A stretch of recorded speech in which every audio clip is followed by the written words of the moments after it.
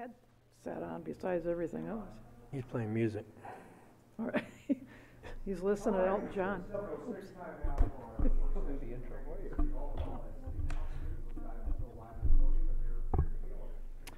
Yeah, I call to order this Grand Haven City Council special work session.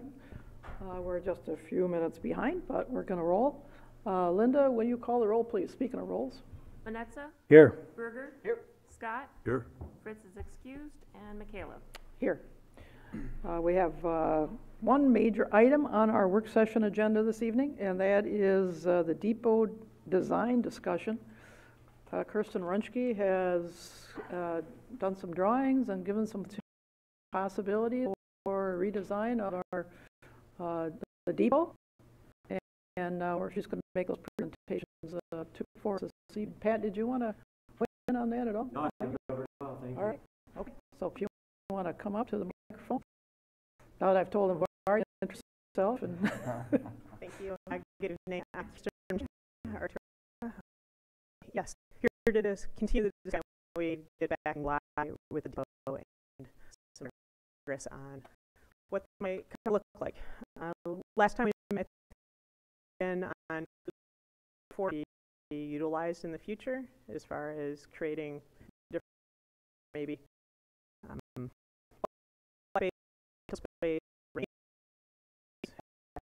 space and it got that time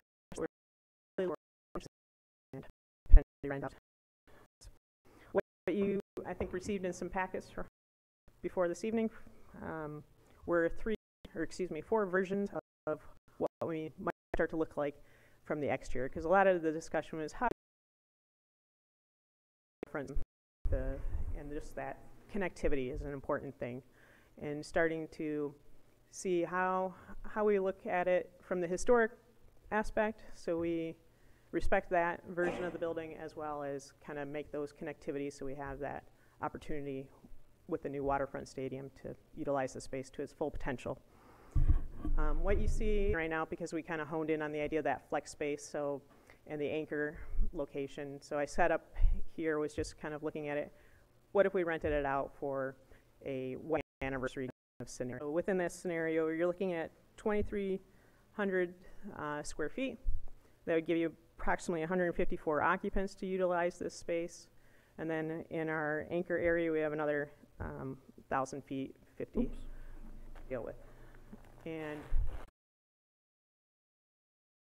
what happens if we start to take some of the existing windows that are there and put in individual doors only to allow that connectivity to the waterfront, with those doors in mind, trying to add additional light, so be kind of a full light door, if you will, nothing but glass, so we get that connectivity.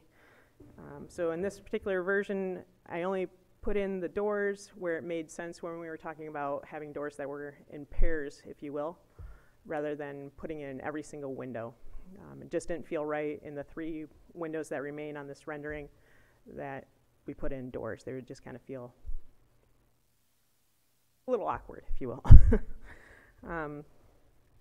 You go to the next image, you start to see more of an elevation again, just kind of that straight on perspective. And then another thing I kind of looked at is, like, since this is a historical building, how do we label the Grand Trunk Depot? What happens if we start to look at some signage that might be representation of the building on the south end of it, so kind of where the Grand River brass piece is. And so I just wanted to place that in there as a placeholder potentially too for something to consider and discuss. But as we kind of look through the next versions, again, like I said, the floor plan doesn't change much. What we're really looking at is the doors and the windows. So in this scenario, again, we have the single pair of doors happening, and then what I did was I took the windows that remained without doors in them, and I dropped those all the way down to the ground as well. So now you can see what it would look like if we had a bunch of doors that open out and then a bunch of full light windows, if you will, from top to bottom. So the first 2 versions are looking at single doors and then the window kind of combination. We can probably go on to the next one. Then in this third scenario, we started to look at what happens if we put in the double set of doors. So from the floor plan aspect, it looks pretty good. As we start to look at the elevation or the rendering, you can start to see where this would involve quite a bit more brickwork detail at the top of the arches to make that work. Because now we're eliminating the existing arches that are there, and we're trying to create something new. I will point out that each set of doors that you see, so we have 3 pairs of doors, and each of those would be different sizes, just the way the building is set up right now. The space between the doors is not the same. So we're going from a door that on the north side that would be 8'6" wide, so 2 leaves of 4 foot plus, to another set of doors which is 8'10", to the final one being 9'2". All doors are very large, and as you know, probably when you get to larger doors, they become heavier to open. They bind up a little bit easier, so just make you aware of those kind of things. And then again, the archway starts to change for each one of them. They don't really have the same kind of spring as, let's say, the windows do. So that's kind of what we're looking at. Go to the next image. And that would be kind of your straight on, again, perspective with just, again, the double doors, and then maintaining the windows that are there as they are. We can go on to so same sort of thing. This is the double doors, and now again with the extension of the windows. Go on to the last image to really see the difference. So there we have the double doors, and then the windows that if you were to drop them all the way to the ground, and redoing that brickwork as well.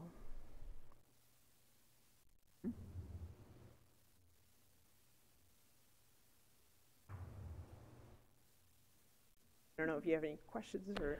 Well, my first thought is, as you say, they're not evenly spaced. Yes. They're not evenly spaced now. Correct. So when they built this, was there a purpose for the lack of even spacing? That I don't know. Okay.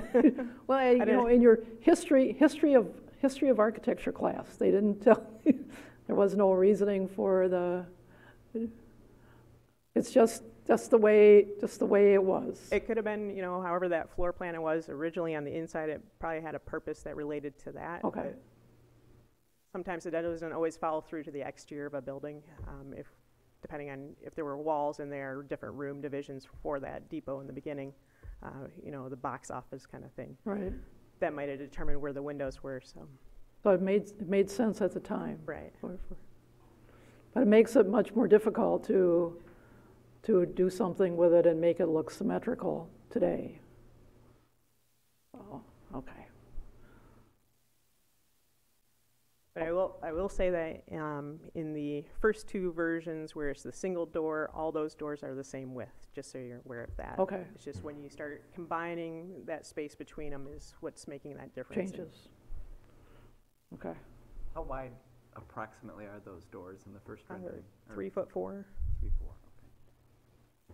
Is that the opening size, or is that the actual, the slab, the part that's swinging? That's the actual slab part that's swinging. Okay. So your base spacing is more or less uniform. It's just the placement of the windows was probably dependent on internal walls, internal function. And in your second 2 versions here, where you've taken those doors and combined them, you've got you're trying to recast an archway out of brick that would be a completely different curvature. Correct. And not related to anything else on the structure. No. And not be, the randomness you may have now in the windows just be even more exaggerated with this. Yes, that is true. And they're all different. Yes. They're all different from each other now. Correct. In this version. Whereas at least with the existing, they're all kind of close to the same width. Correct. That is correct. All of the existing ones have the same exact archway. When we go to this, where we start combining and making a true pair of doors, then the 3 that are proposed do have their own arc. They do have the same height overall, but yeah, they're all unique, if you will.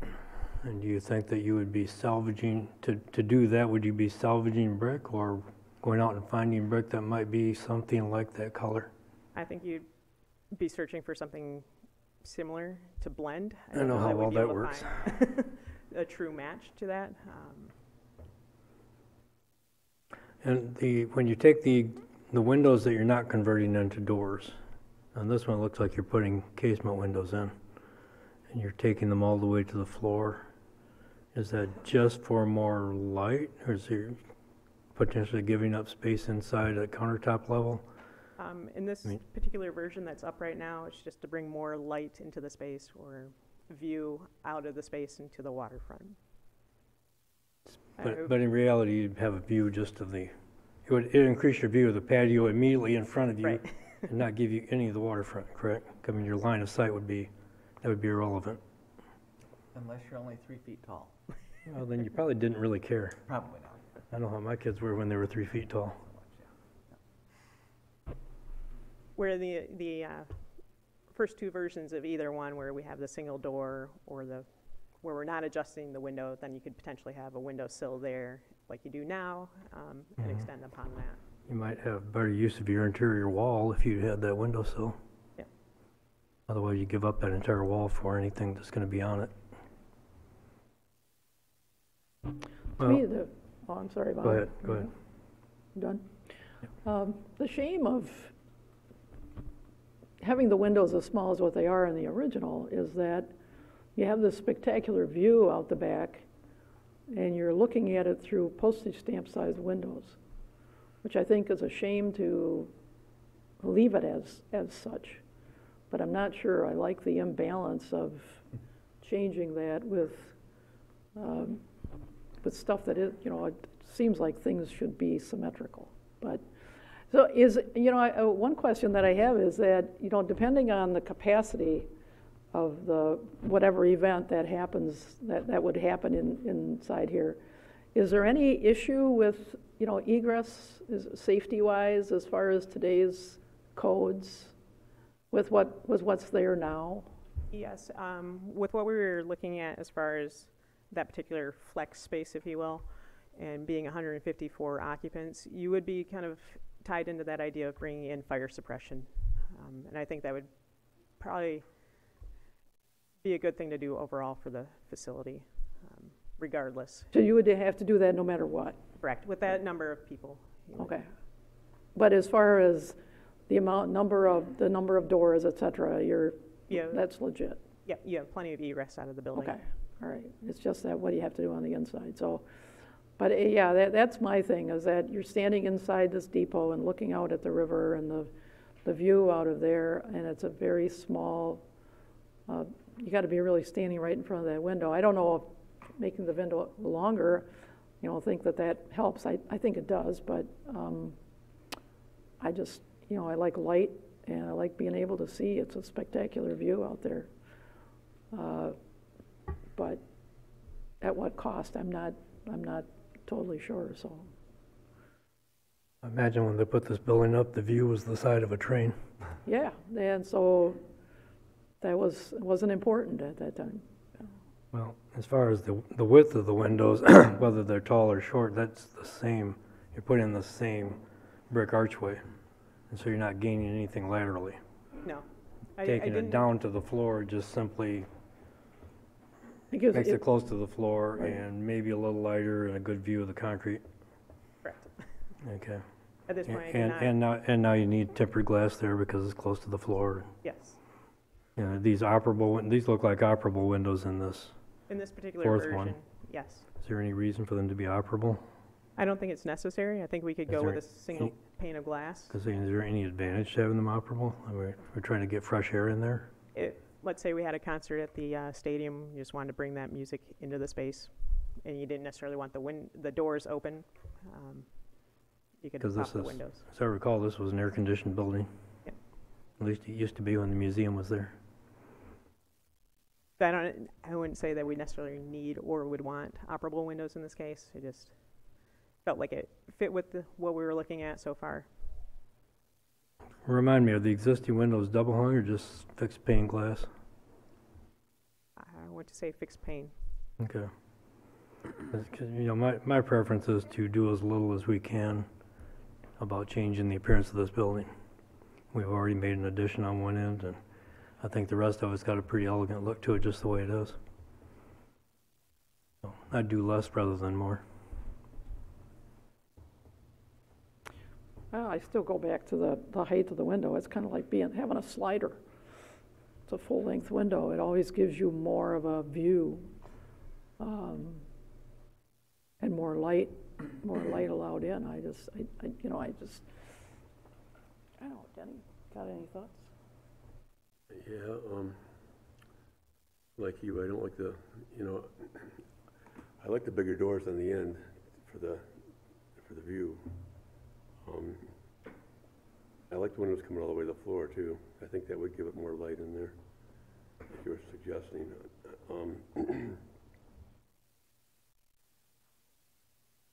Well, the narrowest, if you went to the bigger doors, the narrowest doors, how narrow is that?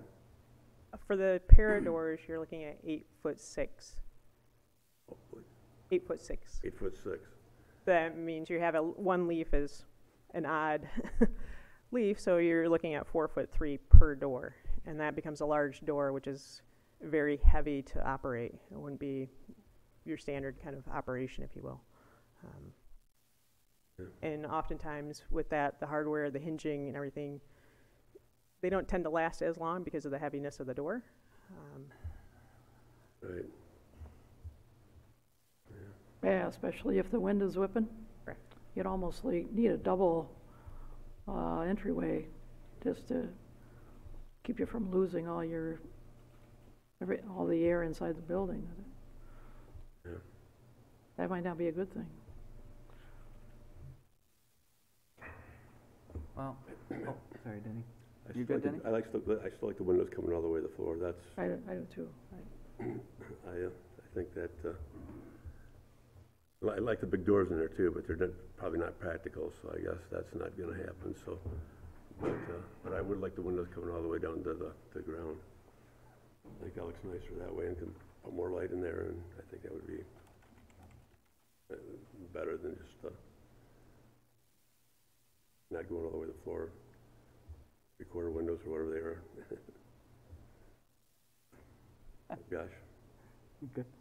Yeah, I think, working on a lot of older homes, as we do, we try as much as we can to stay within certain architectural details to keep those as historically accurate as possible. And if we're going to change something so that it functions better for a specific purpose, just my personal philosophy, I try to steer folks away from trying to match up to what's there currently, because you're going to really have a hard time doing it. So go completely different. So to that point, this kind of combining two doors into one and making them larger and bringing in brick from some other source makes me very nervous, because we're trying to mess with what's there, and we're going to miss. Chances are very good that somebody's going to miss. And it's going to get the little head tilt every time somebody looks at it.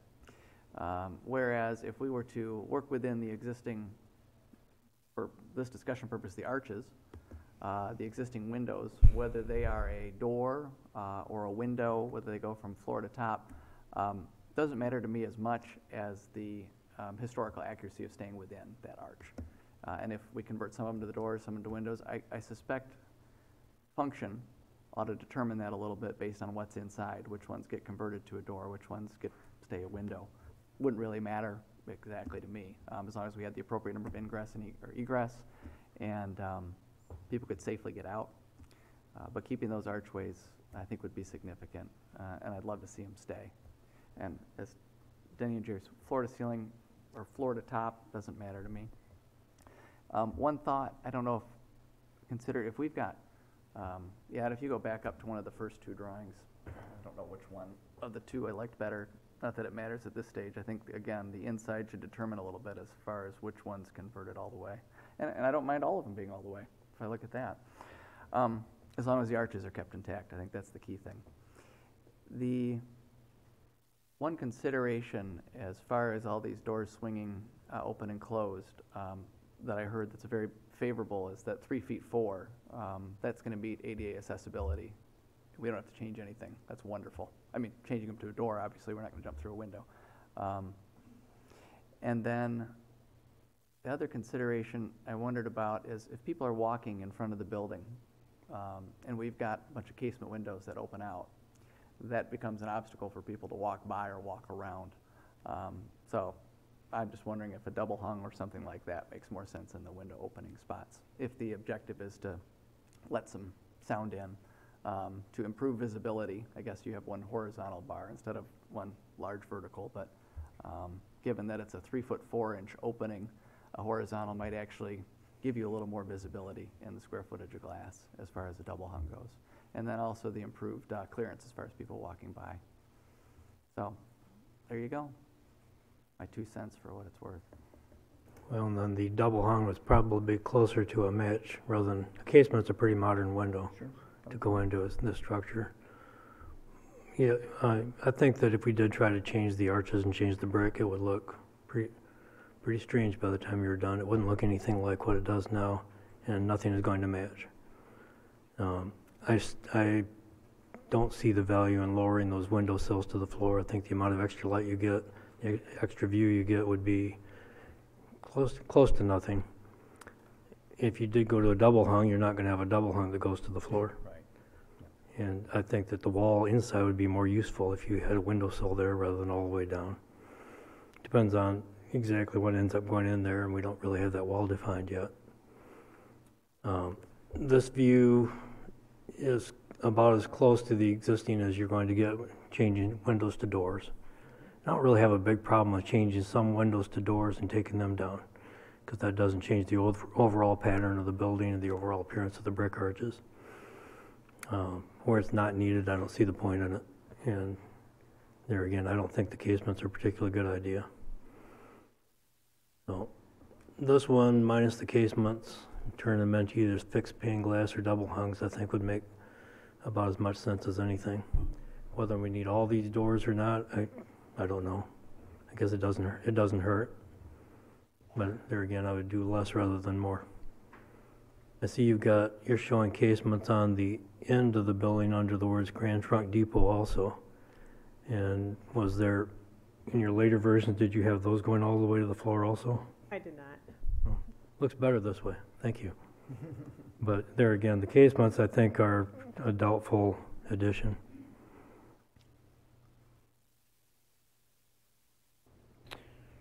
Well, our work session is drawing to a close, so I don't know if we've established anything. I don't know where we go from here. I know that the folks from the Historic Commission have asked if they could weigh in on this, so. I did speak with the Historic Commission after I presented things last time to City Council, just to get some feedback from them and perspective on the historic nature of the building. And from what I gleaned from that conversation, it really is the exterior, it is the archways that we're looking at currently.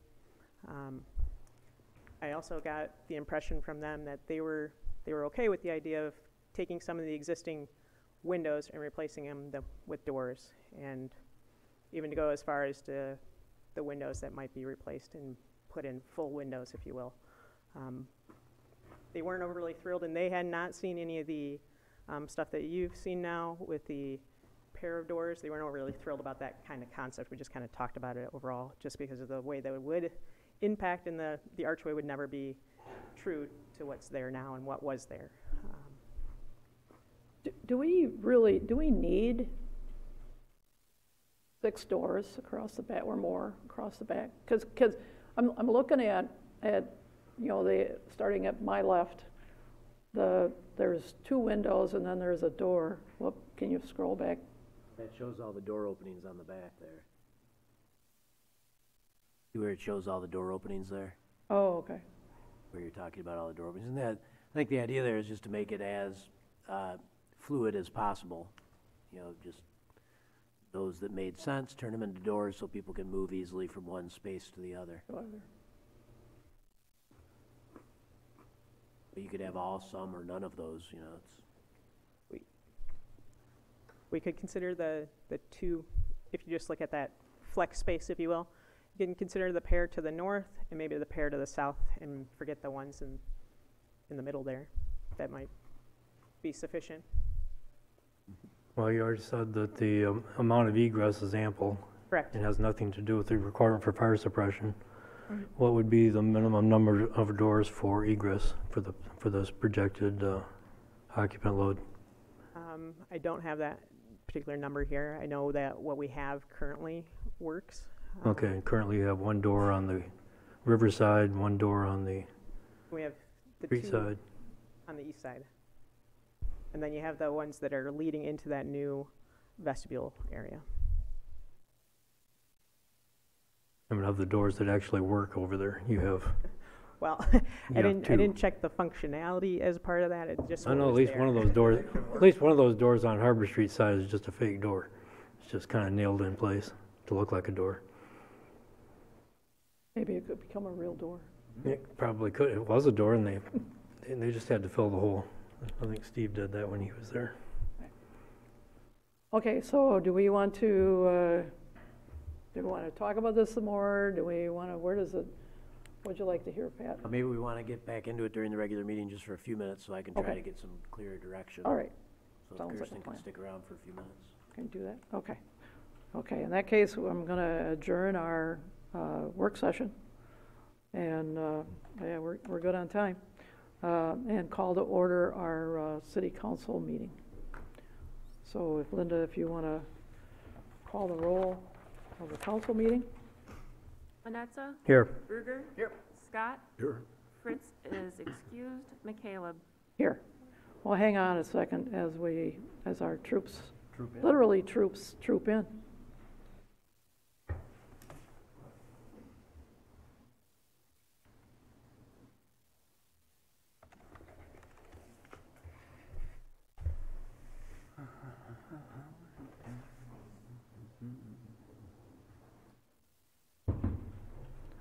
Well, welcome.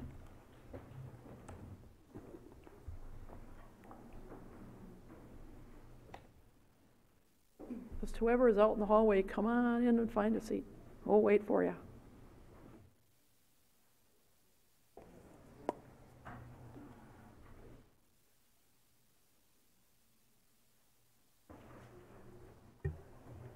Water jury.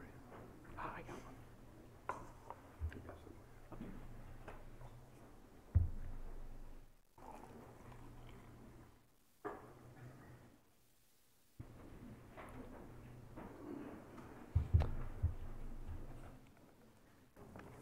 All right, thank you very much. Not fit the whole Strang family in one row. All right. They're on top. They're awful close. All right, we want to ask Pastor Tim Taylor, please come to the microphone from Hope Reformed Church to give us our invocation, and please remain standing after the prayer for the Pledge of Allegiance. Welcome, Pastor Tim. Let's pray. Father, I thank you for this great city that we get to live in. And we thank you for all the activity, all the things that have been done. We thank you for the work that has taken place this last week to provide for a place that kids can play in for many years to come. God, we thank you for these leaders, and we pray that you give them wisdom as they make decisions that guide and direct this city for the future as well. We thank you and we love you. It's in the name of Jesus we pray. Amen. Amen. Pledge allegiance to the flag of the United States of America and to the republic for which it stands, one nation, under God, indivisible, with liberty and justice for all. Right. Thanks so much for coming. Appreciate it. And we have a couple of presentations this evening. And we want to, first one is our reimagination recognition. So, Chris, if you want to come up. Whoops. Or leave. Or No, he's done. He's smarter than we all are. right. And anybody else you want to bring up there with you, you're welcome to. Bring up the whole family, why not? All right. Introductions will then be in order. So first off, Christy, everybody knows Christy. Come on up, Christy. All right. We'll go in age order. So Madeline, come on, come this way. Lauren. See, this is going well. I'm slowing my tone. Ashley. Delaney. Julia. Eliana. Stop touching everything. And Michael. All right. And we just wanted to give a little bit of just a brief recap real quick on the build for the new Imagination Station. We hit our goal as of last night at about 9:30, 10 o'clock. The last screw went in to the last picket before the flooring goes in tomorrow, or at least the prep work.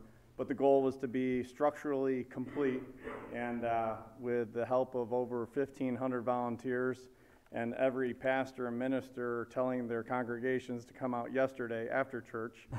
Maybe the sermons were really short, I don't know. We had just a drove of volunteers, more than what Dave and Justin from Leathers knew what to do with, but it really helped. So we are structurally there. It was a wonderful week, and I would say the best takeaways were the day shifts were great, but the evening shifts when families came out, neighbors came out. We had a family of 3 that took 4 hours to build a structure which would have taken 20 people an hour. But they walked away, and Brady, who's 11 and a half years old, says, "Mom, Dad, that's our piece." And it's just, and we have so many stories like that. And having Raya come out, who's wheelchair bound, and her grandfather, Dave, saying, she hasn't been on a merry-go-round in 4 years because we can't lift her into that seat anymore with how heavy she is. And we said, well, you can just wheel right onto this one. And it just brought him and us to tears. It really is an eye-opening experience of the need to have all-inclusive and ADA-compliant play spaces. And as we told all the reporters, we want communities to come and seek us out so that we can help them do the same.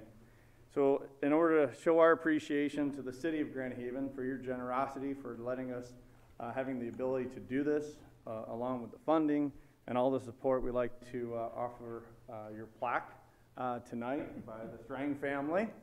And then we have a couple other little things, but we'll do this one first, if that's okay, Pat. Yeah. Would you like to come forward? I think the mayor is the traditional plaque receiver. All right. Receiver of plaques. Family front and center. Okay. Michael and Ellie, remember how we practice this? No. Remember we don't? No, I don't. Okay, and we're gonna come this way, and then we're gonna probably turn, or Pat's gonna guide us. I'm just gonna make her take your picture, So then we're gonna turn this way, so we'll look to Pat, and there's the mayor, right behind them. And all This is like a Christmas card, guys. Yeah. Get in. All right, eyes open, big smiles. This happens every week.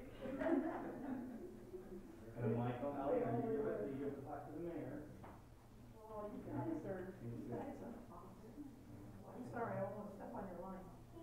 Well, thank you. You guys are incredible. Kind of like a bit of And then Ashley and Madeline have a couple of gifts as well. And we have to remember who I put in. Okay, so Josh and Bob. Josh Ruger and Bob Manessa. So all volunteers received a volunteer shirt like Josh is modeling today. All the team captains who were really the gatekeepers of the day and the backbone of leading the teams had blue caps. Bob and Josh actually did a real nice inlay of a compass row on the Coast Guard ship, which was just an on-the-fly thing. And Bob was there every single day leading teams. It sounded like a NASCAR garage yesterday, getting all those last fasteners in. But it really just great examples of leadership in our community. So thank you again. So honorary team captains, Josh and Bob. We're on the ride. They're signed by Christy and I as well. So we hope you enjoy them. My head's too big. Thank you.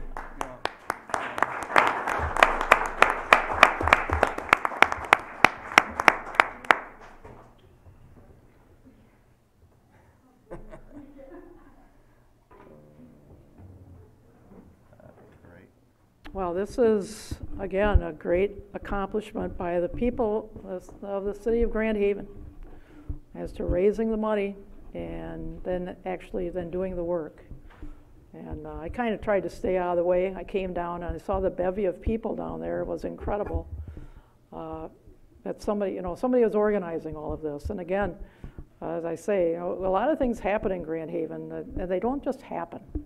They happen because people throw their all and their talent, their love for this community into these projects and make them happen. And I think this is something we can be so very proud of, that this facility is open to all, no matter of your physical ability or talent or capabilities, but any kid can come down there and have a good time. And I just thank everybody involved in this that made it happen literally from the ground up, from the guys that took the old structure down to the finishing of this. It's amazing to me. Even with the weather that we had, which wasn't always helpful, but it ended on a high note with a couple of really nice days. So again, we can't say thanks enough for all the work that you guys did, and all the volunteers that were out there. Yeah? Okay. So thanks so much. We have all of you to thank. Couldn't happen without all those hands out there to make it happen, make it a reality. Now we have our own presentation to make. The Centennial Business Recognition. This is another amazing thing about Grand Haven, is we have several businesses that celebrate their 100th years of being in this community, and the JSJ family of businesses is one of those that this year is a centennial business, and we want to recognize that. So Eric is here, so I'm going to meet you up at the microphone.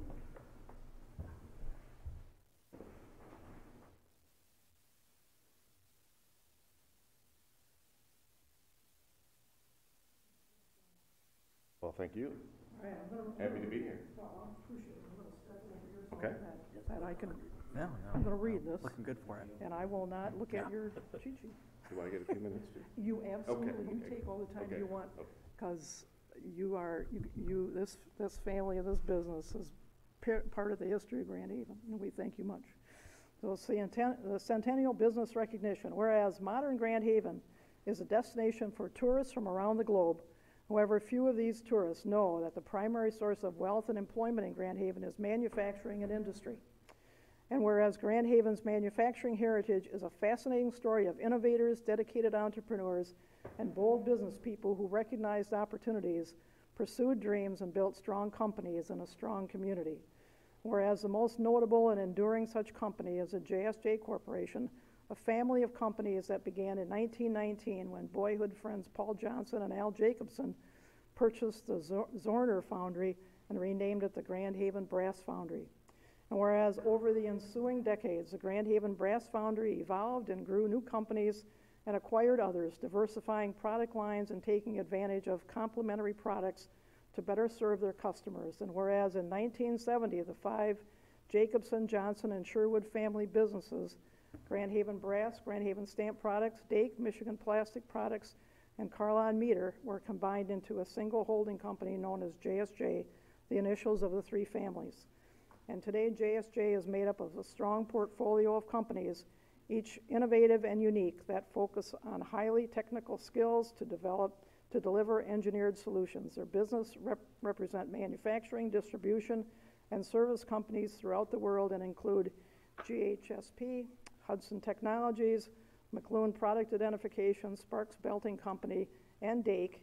And the JSJ ownership, management, and entire workforce are involved in every aspect of life in Grand Haven, participating in our schools, our churches, and on behalf of local charities to improve the quality of life for the whole community. So we want to recognize JSJ Corporation as a centennial business in the city of Grand Haven, joining a very select group of businesses that have provided jobs and improved our economic environment of 4 generations.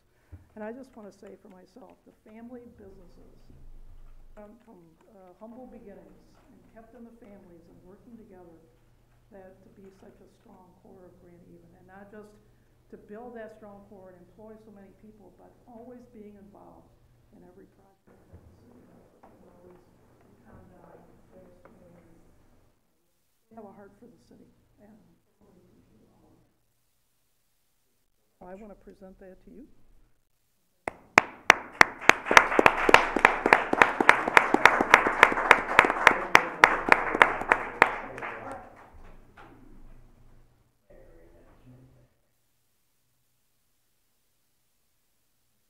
All right, thank you. Fantastic.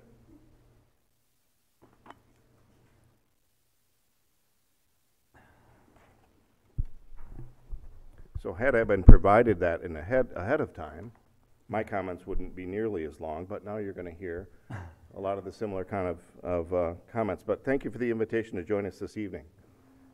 Honorable Mayor and Grand Haven City Council members, I'm Eric Johnson with JSJ Corporation. On behalf of 2,900 employees across 5 countries, we're proud to be celebrating 100 years doing business in Grand Haven. On February 1919, Alvin E. Jacobson and Paul A. Johnson, both sons of Swedish immigrants, neighbors living on Southern Avenue in Muskegon, purchased the Zoner Foundry on Monroe Street here in Grand Haven and renamed it Grand Haven Brass Foundry, forming the first partnership. The business was successful during the first year until a fire destroyed the building on December 23, 1919, the day that Paul's first child was born, Paul Alfred Johnson, Barry Johnson's father, my uncle. Mr. B.P. Sherwood of the Grand Haven State Bank heard of the news of the fire, showed up at the scene, and offered support to Al and Paul to rebuild their business. By January 2, 2020, less than 2 weeks later, the business was reopened in a rented building thanks to Mr. Sherwood, and another partnership was formed. Throughout the history of the company, the Jacobsons, the Johnsons, and the Sherwoods collaborated on many business projects in Grand Haven, including the Grand Haven Stamp Products, Dake, Carlin Meter, and Michigan Plastics. These businesses were all combined in 1970 to form JSJ Corporation, a company built on working together, learn by doing, earning trust, and stewarding the legacy. Today, as at the founding of the Brass Foundry, these are our values. As we go about our work, the values don't change, but what we do changes constantly. New markets, new technologies, economic and political issues all impact our decisions every day. We cannot do it without the support of the mayor, city council, and all who work to provide the infrastructure and quality of life in this great city, a truly great place to live, work, and play. In recognition of our 100 years, we've updated our website to include a new tab called Explore Our Stories. Please check it out and learn about the history and what's making us great today at jsjcorp.com, and check back frequently because we're adding stories all year long during this 100 years. I'm honored to accept this recognition on behalf of JSJ Corporation. Thank you.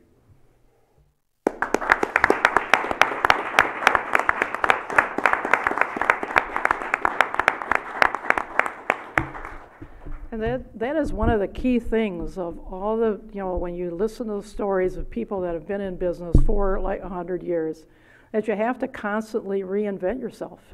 When we think about how things have changed in the past 100 years, what was important to people, what people used on a day-to-day basis, and you think ahead as to, how quickly things change today, how quickly things become obsolete. In order to stay in business and to stay viable and to thrive, that you have, like they have, you have to constantly, stay ahead of that curve and constantly realize where things are going and stay ahead of that in order to stay out of that game. And I just, I so admire the thinking and the forward thinking of people that makes such a success about this thing. So Eric and families, we are, very grateful for what you've done and looking to a very bright future. So thanks very much. Right. So, gosh, at this point, those are so much fun things. I hate to get down to mundane business. So, but we need to approve our regular consent agenda. So, are there any changes? I do have one, Your Honor. I was going to ask that we remove item 14A from the agenda. We've had some changes that necessitate removing that item from the agenda tonight, and we'll be back later with a revised recommendation. Oh, okay, all right. Anything else from up here? If not, I will ask for approval of agenda with the one item deleted. So moved. Is there a second? Support? Oh, gotta take the sign with them. Don't forget the sign. What's he gonna do with that? All right. It's been moved and seconded. And can we have a vote? Manetza? Yes. Bruder? Yes. Scott? Yes. McCaleb? Yes. So, general business, call the audience. This is the first of two opportunities for anybody to address council on anything that they would like. And thanks all families for being here. So just let us know who you are and where you live. Hi, I'm Mike Burdine. I live at 619 Washington Avenue. This evening, though, I come here as a Scoutmaster of Troop 246. We meet at First Presbyterian Church on Tuesday nights at 7 p.m. for boys who are in 5th grade through 18 years of age. And in February, hopefully, girls also. Over the last couple weeks, we've had the pleasure of working with our city manager, Pat McGinnis. Actually, over the last several years, we've had the pleasure of working with city manager, Pat McGinnis, on a series of merit badges, citizenship in the community, nation, and world. This month, we've been working on all 3 of them for a lot of boys who haven't taken the time to do them on their own. So we're doing them as a group.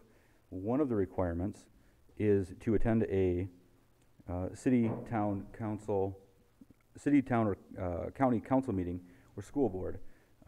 Choose one of the issues discussed at the meeting where a difference of opinion is expressed, and explain to the counselor why you agree with one opinion more than the other.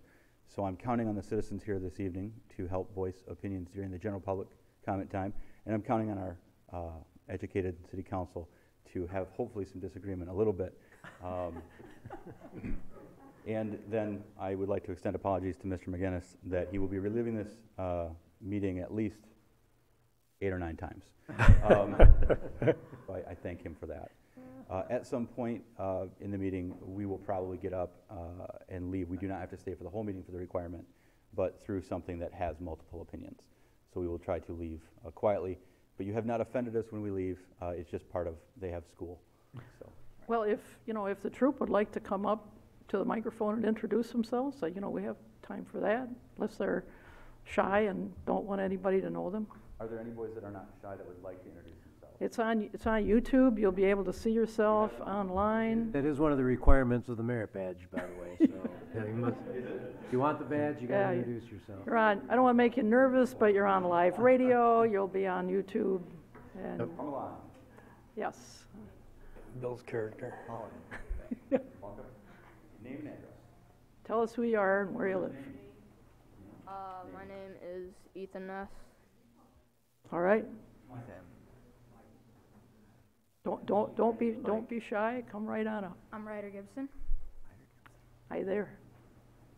Carson Burko. Oh, another Burkle. I'm Elliot Hasty. Hey, Balak. Hi.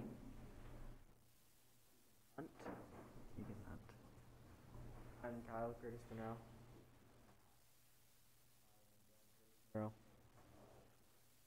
I'm Grant Vink. Hey. Peter Verdine. All right. Awesome job. And that is the quietest I've ever heard them. All right. Thanks. Anybody else like to address council at this time? Hi, I'm Barbara, and Mayor McCaleb, Councilman Manetza, Councilman Bruger, Councilman Scott. May I comment about the Grand Haven train station? Mm-hmm. Oh, sure. Okay, that's what Yeah. I would like to share with you. I find old architecture to be uplifting, warm, and sometimes even patriotic. And I find that building at the foot of Washington Street to have those qualities.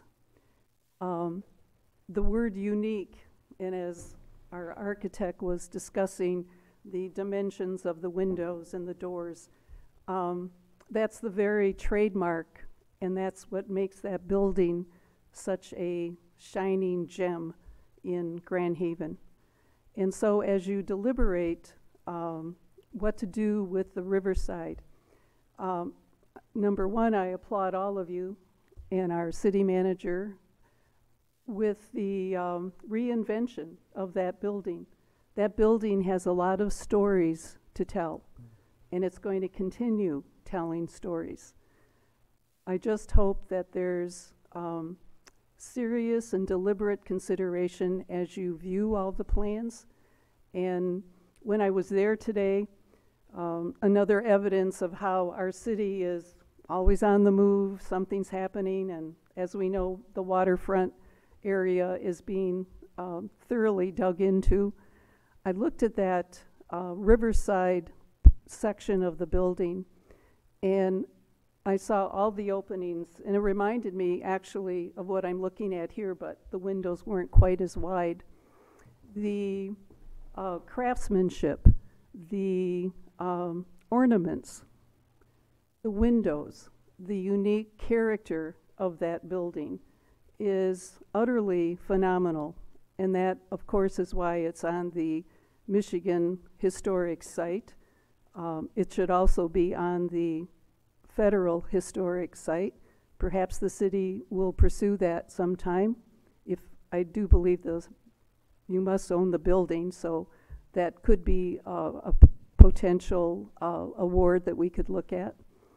But as we look at it, and as I especially looked at it closely today, all the openings, and I saw some of the doors or some of the openings that appear to be now closed, perhaps as the architect shared, that those could be doors. And then I saw the new section, I believe that direction is off to the east, where the large open glass door is, right where the, let's call it the ticket booth area is. Next to that happens to be a large expanse of, let's call it plate glass window. Perhaps that could be reconfigured into, if we needed, 2 doors, because the area, as I envision the inside, those entering or exiting, could they use that part? And if we need more openings into the waterfront area, could that be considered? And that is what I wanted to share with you, is that we have a gem. It's not an eyesore. Sometimes when you alter a building, one could also point to certain places that have also been, you might as well have demolished them, because that alteration just was oblivious to the beauty of that existing building. And that is what I wanted to share with you tonight. Thank you. All right, thanks, Barb. Anybody else like to address council?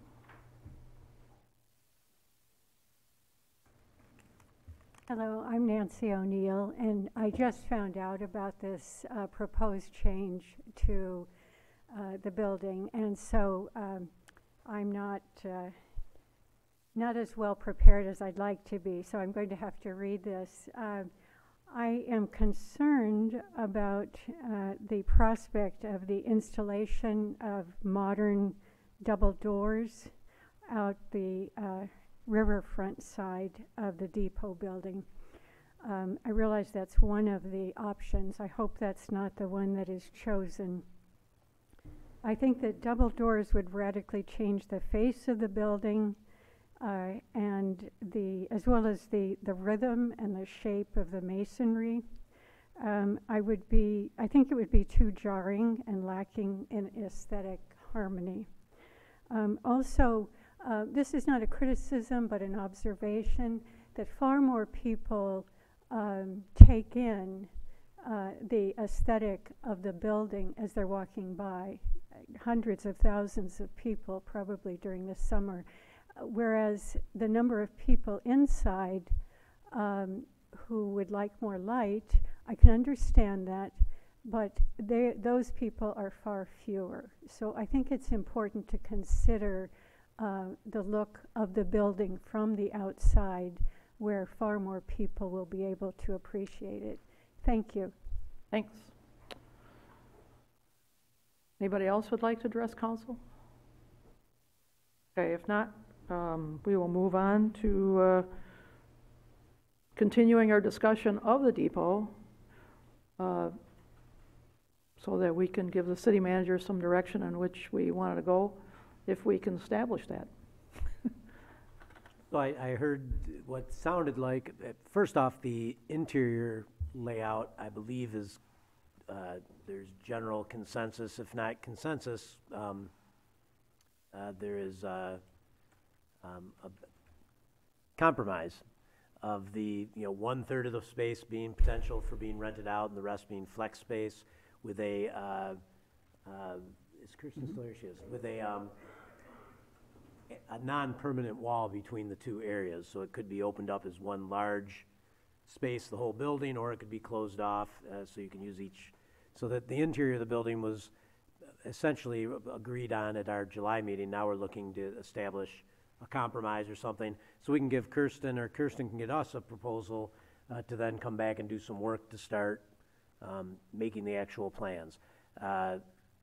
It sounds like there's, if not consensus, maybe a compromise where we would add some doors where there are currently windows, keeping the archways as is, so there's no new brick on the outside. We could perhaps send these drawings to the Historic Commission for their review. Maybe they could prioritize which openings seem to upset the integrity of the elevation the least. Maybe you'd look to them for some advice or for some discussion on that. And then we could come back here in December with a proposal from the architect to carry that out. I guess that's probably the way I would proceed from here. If you've got a different idea, I'm happy to go that way. But, again, you're looking at trading off transparency for architectural integrity and weighing the value of each. And some are going to value the architectural appearance above the transparency. Others are going to want more transparency. And somewhere in there is a good place for us to settle. But I think it's great that you're being sensitive and listening and considering options to cause the least offense, so that as we then proceed to the next phase, which is trying to get people on board to help us fund this restoration and renovation, that we do so without a great deal of controversy and difficulty. If we do send this to the Historic Commission for their input, I would be really interested in hearing, having really good input from them as to the reasons why they have the, whatever the conclusion they come to, or if it's a 50-50 split or whatever, as to what the reasoning is on either side, so we can weigh that as far as when we're looking at where we want to come down on this. So we can do that. I can happily meet with them and present a report from them, or have them draft a report if you prefer. Not a problem. Well, the Historic Commission is an advisory board, so yes, Right. we would want their rationale, but they're also very sensitive to the historic nature of the building, and so I think that they would be very well qualified to speak to the integrity of the building. As to whether they're as well qualified to speak to the internal use of the building, that's a different matter, because we're radically changing how the building will be used, but we're not necessarily changing what the building is.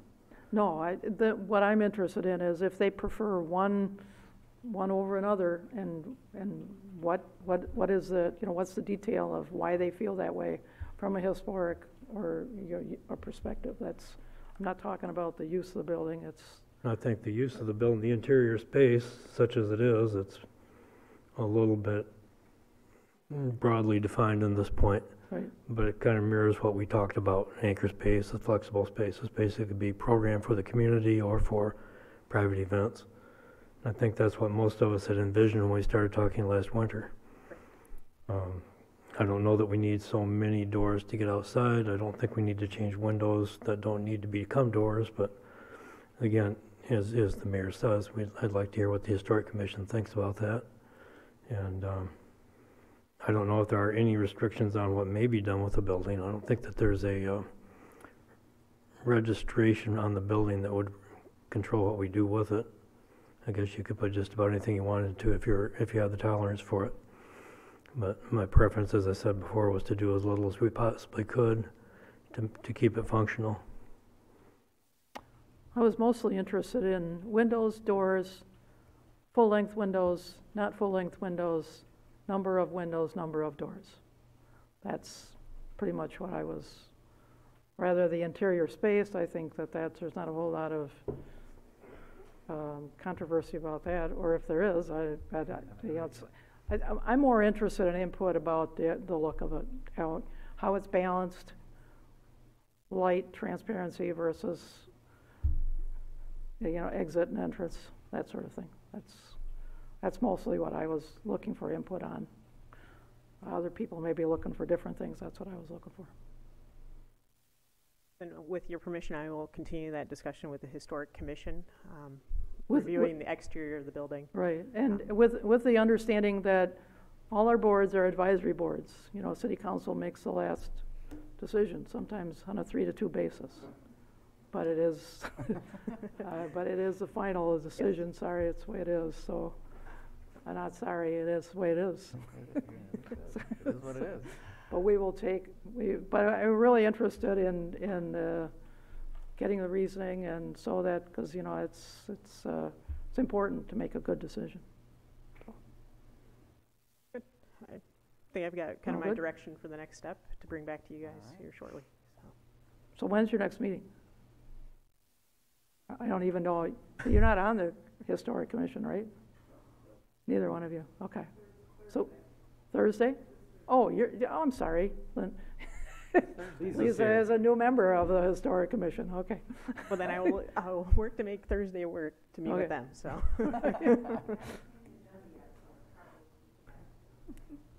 Yeah, maybe add it real quick before the deadline goes into effect.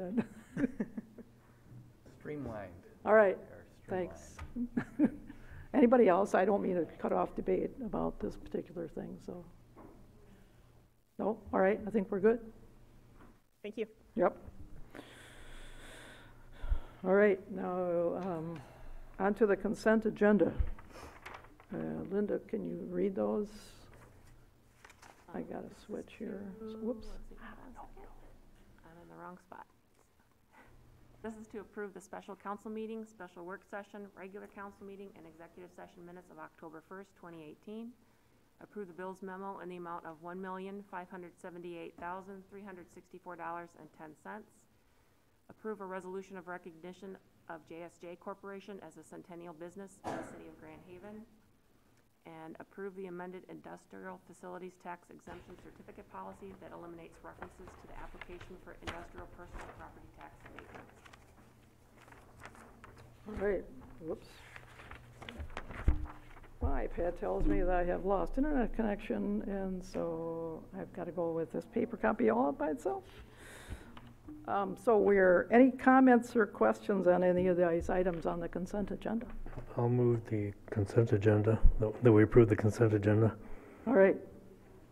I'll second it. Okay. Oops, sorry.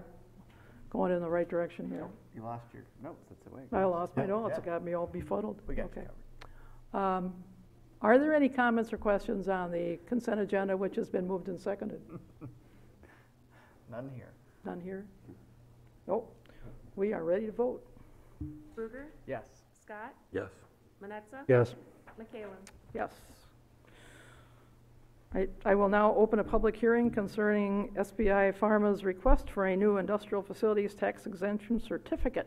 Is there anybody here that would like to address that item in this public hearing? Please come up to the microphone, identify yourself.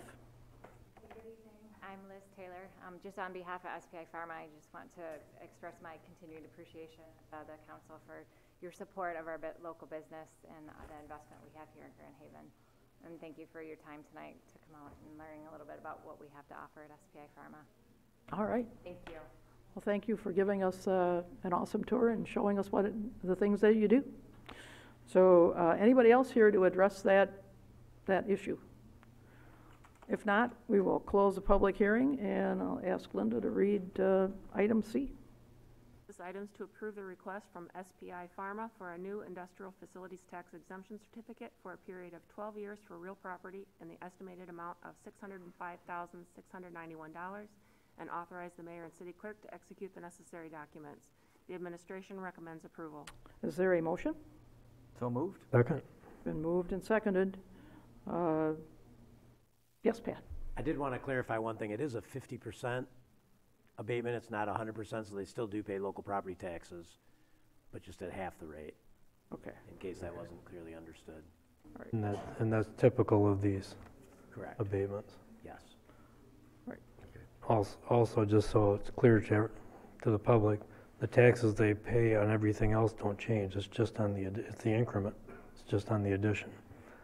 So what we're doing basically, there's two ways of looking at these. One is that you can use them as an encouragement for an industry to stay and expand in your community, or you can also look at it as a way of helping relieve some of the cost of an addition while you recoup your investment. So that it takes a little lag time before an investment begins to pay off, and this helps a little bit.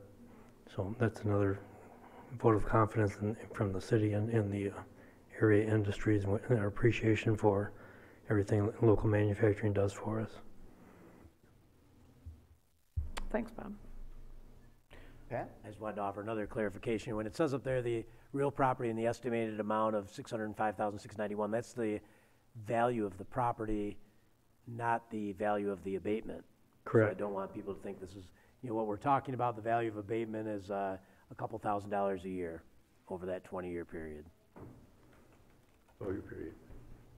12-year period. 12 year, sorry. 12 years. Tried to give you a bonus. Boy, 20 years, Wow. that sounds like a really good time. I thought 12 years was a long time.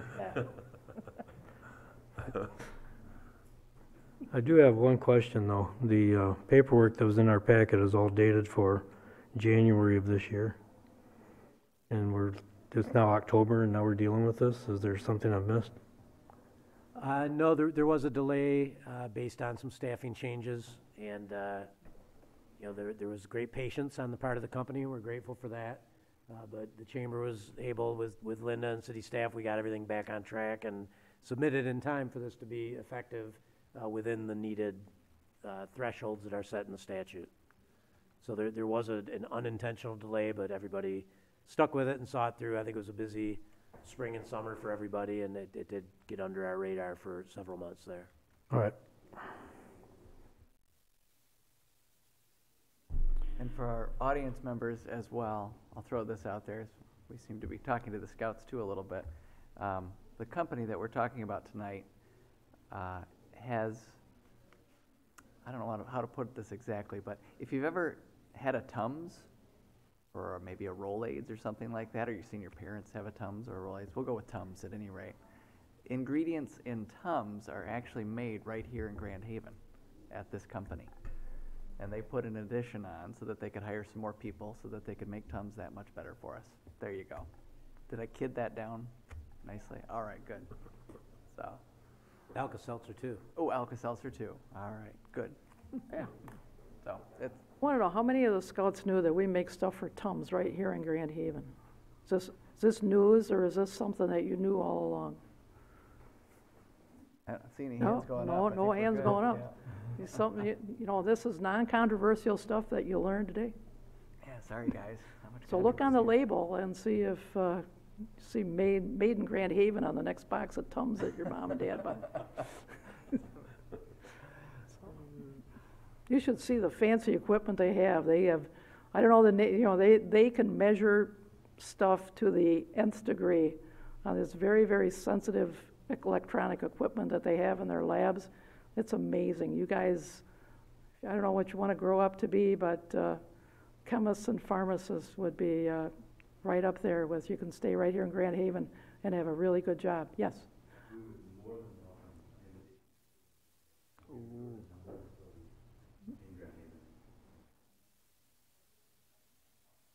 All right. Happened right here. Happened right here. And so a visit may be in your future, so Might have some cookies left. it's awesome. If you go tomorrow, you have cookies too. For the benefit of the radio listeners, that was Right. Mike Verdine, Scoutmaster of Troop 246, exploiting this opportunity for a tour. No, I think instrumentation today is amazing, and I think it impresses me, and I'm sure it's going to impress you. This stuff is sensitive, so it's incredible. All righty, so I think we're ready to vote. Scott? Yes. Manetza? Yes. Ruger? Yes. And Caleb? Yes. All right. Okay, next item we're not going to talk about, so then item B, under new business.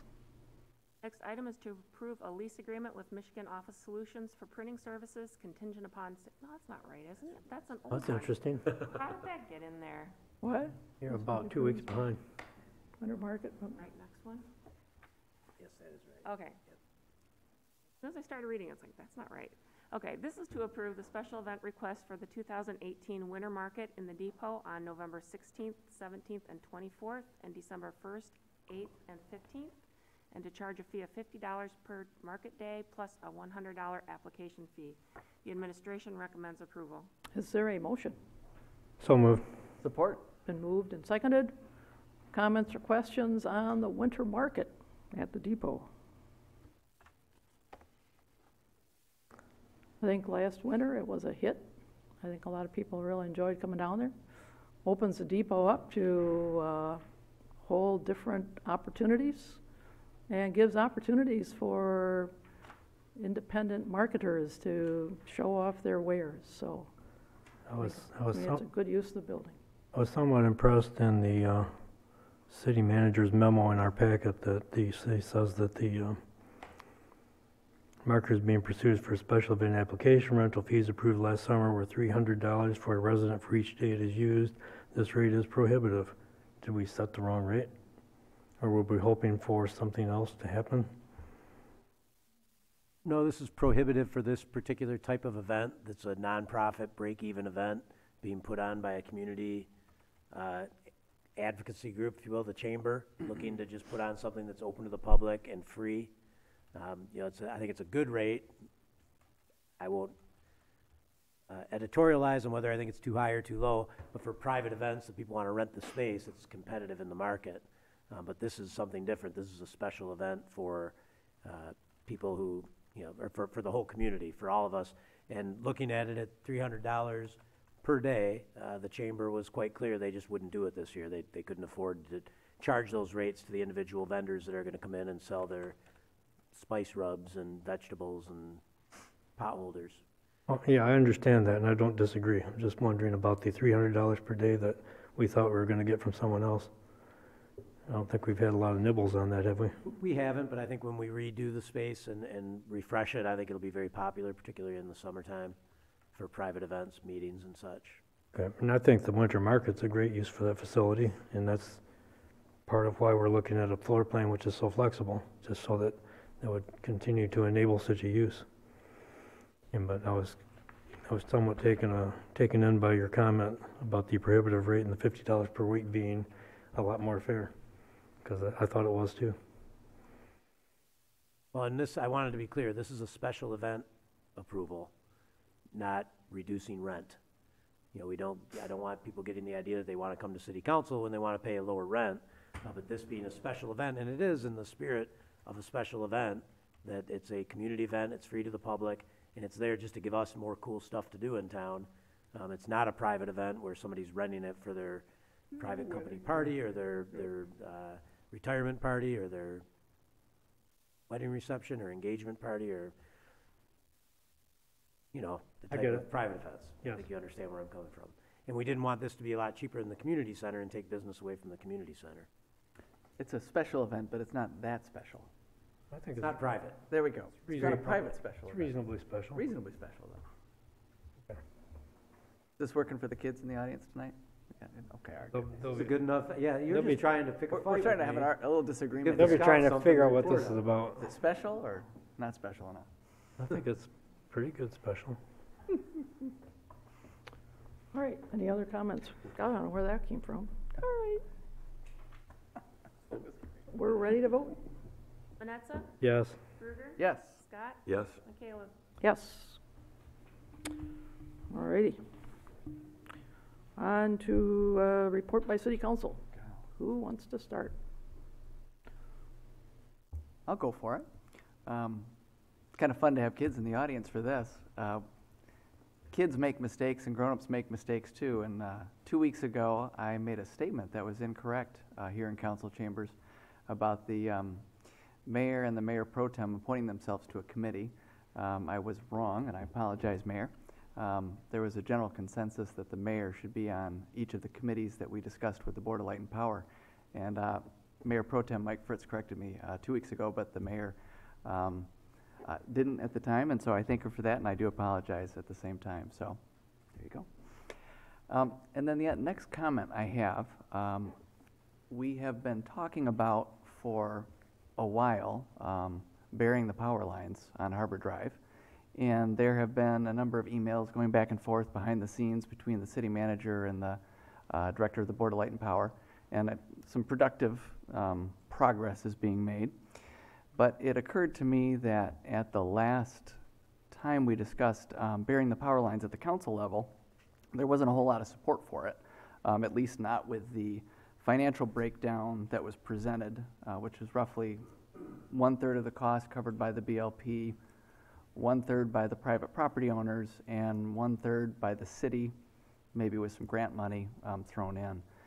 And at any rate, it occurred to me that that philosophical breakdown wasn't getting a whole lot of support. I'm in favor of it. I presented the idea, but as the mayor pointed out, we're a democracy, and a 3-2 vote can determine which direction we go.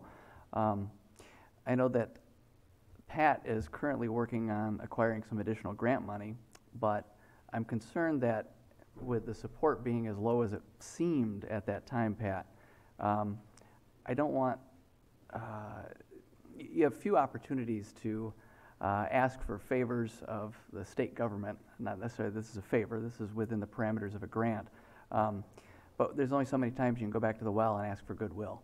And I would sorely I would truly dislike to put Pat in a situation where he goes and he asks for a grant and it comes back to city council and we vote the thing down anyway. So between that possibility and that there is currently staff time and Board of Light and Power time being spent discussing the potential for burying power lines, I would very much love to see us bring that to a vote, at least that in concept, or maybe I'd like to know from council if the feeling is that if Pat's able to bring in this extra $100,000 that's on the table, that we'd move forward with it. I just don't want him to use up any goodwill that he has built with the state, and I don't want to see staff time spent on something that's not going to happen anyway. I want it to happen, don't get me wrong, but I also understand that majority rules, and maybe it's not the time for that. So that's one other comment I have. The third comment was on the Reimagine project, and that was a thrill. It was so much fun to see Bob out there, and I know others were busy, or steering clear maybe for our own health and safety, but that was a terrific event. And if we didn't say it enough, and if they're listening or not listening, and I do think Jerry did say this enough, I want to say personally to the Strang family, to Chris and Christy, thank you so much for all the time and energy you put into it. Your entire committee as well. I know there was a very big team effort, Katie Appold and just a number of people. But I know especially the Strang family, they were there every day from the beginning to the end, mom, dad, kids, and their kids are troopers, and you get your parents back now. So we thank you for loaning them to us as the city of Grand Haven, and what a great project it is to have been a part of. So thank you to them. And with that, I am done with my comments. Well, I'll piggyback on your Reimagine comments. It was a lot of fun going out there and working, and I was out there quite a number of hours helping, and it was a lot of fun. It was a hoot, really. And I got to work with some neat people in the community who I don't see very often, and That was great, but the real hard work was done by the steering committee, by not just the Strang family, but all those folks who did all the work over the past 16 months to make this happen, because that's kind of thankless work. You know, it's a lot of very intense work, fundraising, getting all the details together, getting everything set up, getting all the behind the scenes stuff done, and then we show up and we get, you know, we get seen doing it, but they're the ones who really did all this work. And the way it turned out is absolutely fabulous. So I'll leave it at that. I just want to thank the, everybody that participated in the Reimagination Station also. I think it was a great effort by the city. Some of the businesses had their employees come out and work in there, and it was just, it was great. I wasn't there, but I've heard all kinds of good stories about it and how people worked on it to get that done, and a lot of time and a lot of effort went into that. And thank them for that. And as far as the underground electric goes, I think before we, you know, just a quick comment, I think we didn't know about the $100,000 grant that we possibly could get in there, and then also I think if we do this again, I think we're going to have another public hearing again to find out what the condo owners and the people around there are going to end up having to pay, and how they want to do that, if they want to do it at all. So I think there's a lot of questions we have to answer before we vote on what's going to go on with that underground electric. So, but it's a good discussion now. We like you said, Josh, we got some more money in the works. So, and I think it's a good thing to have that laid on the table with us, and when we see that and bring that forward to the people that they're going to have to participate in that finance of that project. So that's all I have. I agree with that, Denny. It's hard to commit yourself to something before you see the details, and so sounds inviting, but again, you can't commit to something when you haven't seen it, so you don't know what it's going to look like. So to say, well, you know, agree now, that would be kind of putting the cart before the horse. So, but I would like to also address a few things. I want to address some of the things that Josh alluded to, and some of the other things that were said that weren't clarified, and I want to address those things. So I'm going to read this statement, and because it covers a lot of areas, and I hope it addresses those questions that I had about the comments made last week or last meeting. It says the City of Grand Haven and the Grand Haven Board of Light and Power are one unit. We serve the same people. We are governed by elected boards, and the city charter has given the City Council the charge to give general direction of the Board of Light and Power. The city charter also gives the council the right to schedule executive sessions, which are private meetings, to discuss sensitive issues, including attorneys' opinions. Just as a private individual has an attorney-client privilege, so does the city. There are several good reasons to be able to meet behind closed doors to get an attorney opinion.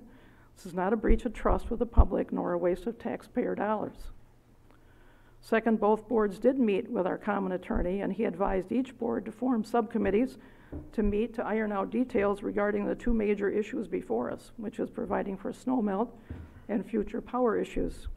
The attorney suggested one subcommittee. The city created one subcommittee.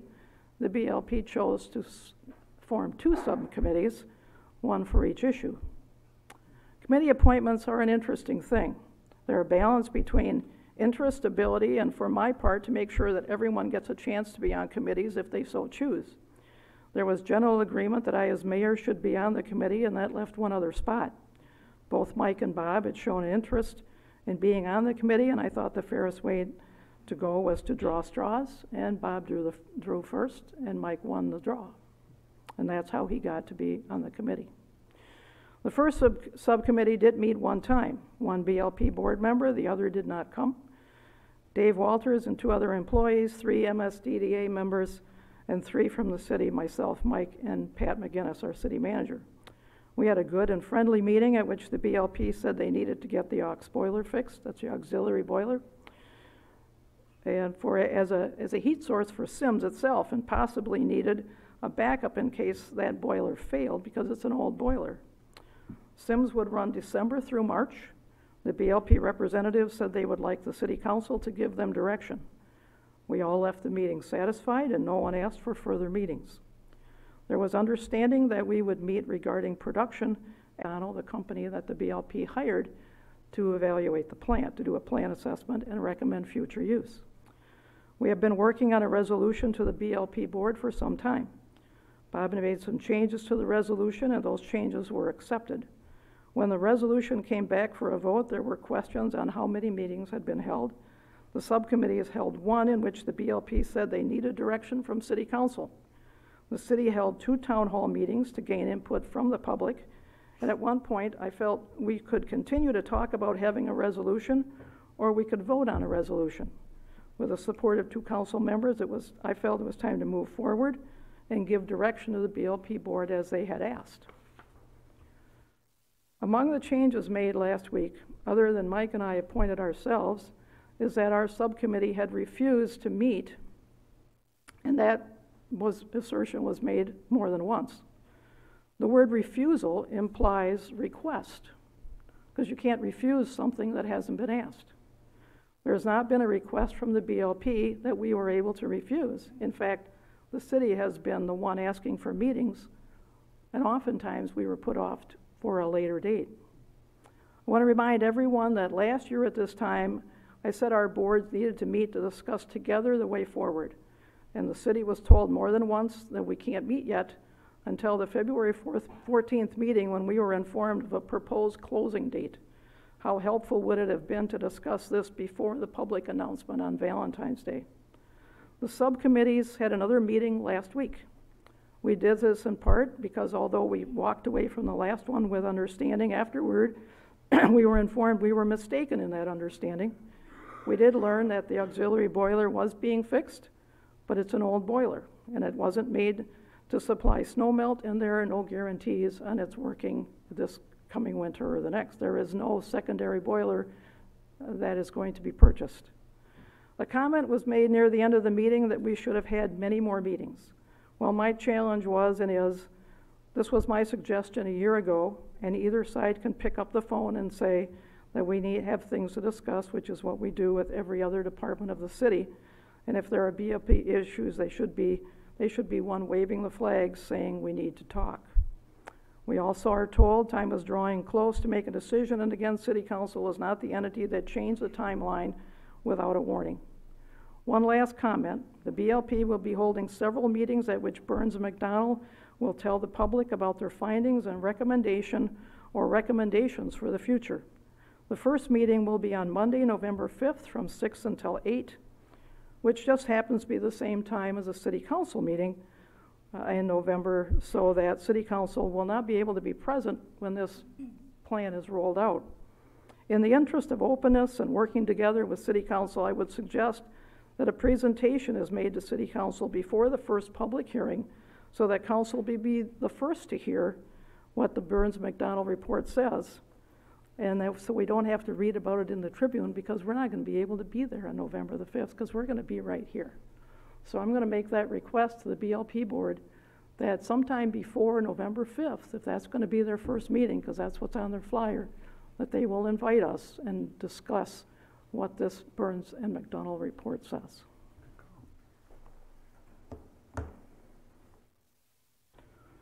And at this point, I'll ask for the city manager's report. Thank you, Your Honor. The first couple of items are Ashley's cover. I don't know if these are first ones that she's going to cover, or if she's getting to be old hat at this. Seasoned professional. So in March of 2017, we were the recipient of a Michigan Lighthouse Assistance Program grant, of which the scope was to address the replacement and rehabilitation of the South Pier entrance light windows. The windows that you will see shortly are all all wood, single pane, single hung, operable, and have a vandal deterrent glazing. And the intent with this rehabilitation was to install strong, safe, weather resistant, as well as historically accurate windows. The grand total of the project costs was $82,651.71, of which $47,434 and 47 cents came from the State Historic Preservation Office, and then the remaining balance of $35,217.24 came from the Lighthouse Conservancy Fund at the Community Foundation. So the neat thing is no city money was allocated towards this project. It was completely funded. And to follow, I have some before and after pictures of the project completion. So the following pictures will be of the north side of the of the building. Before, you see there's no windows. Afterwards, on that side, you see some of the installation from the inside, and then the exterior or the inside. And then at the east, see again where there's no windows, it's covered up. And afterwards, after the installation.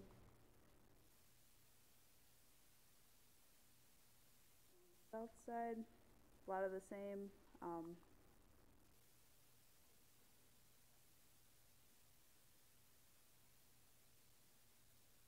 Going too fast. There's a lot of the same neat pictures of the windows that were installed. So then the west side as well, before completely blank wall. The window installation, it's a little covered in that second picture, but you get the picture with that one. And then to end, a beautiful picture of all of, besides the catwalk, the nice smooth pavement leading to the building. All of that has been completed. Actually, how long have you been in Grand Haven? Can you go back to that, I think it's the second picture, it's the bigger one of being inside the lighthouse? Inside the lighthouse? Yeah.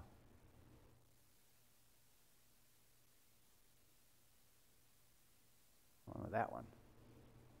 Did you take that? I did not. Oh, did you get to go in? No, I didn't get that Oh, one. then the whole, I was just gonna say how lucky you are. I've grown up here and I've never been in there. And I don't know who got to do those, but that is really cool. Thank you for putting that up. Yeah, so Wow.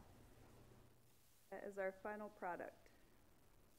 It looks a lot bigger in that picture than it does. Is it when you're smaller? in there. Yeah. I don't, It looked big, It yeah. gives you a feeling of a lot of space. Wow. I just wanted to share those with you guys as well as that final cost breakdown for that grant project.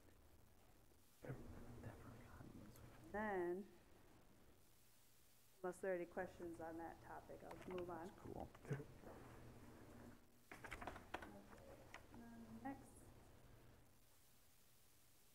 Next on my list is the 4th of July Firework Fund. So as you all are aware, we experienced another successful 4th of July here in Grand Haven. With the continued support of Grand Haven Township and our many food vendors, as well as the Marina Boat Slip fundraiser, we were able to close out this holiday with a gain of $3,775 to contribute towards our firework fund at the Community Foundation. So that leaves our fund at a total of $28,562.71. So this continued effort has well put us on the path towards self-sustainability. So just an update on that front as well, on the progress being made. That's all I have.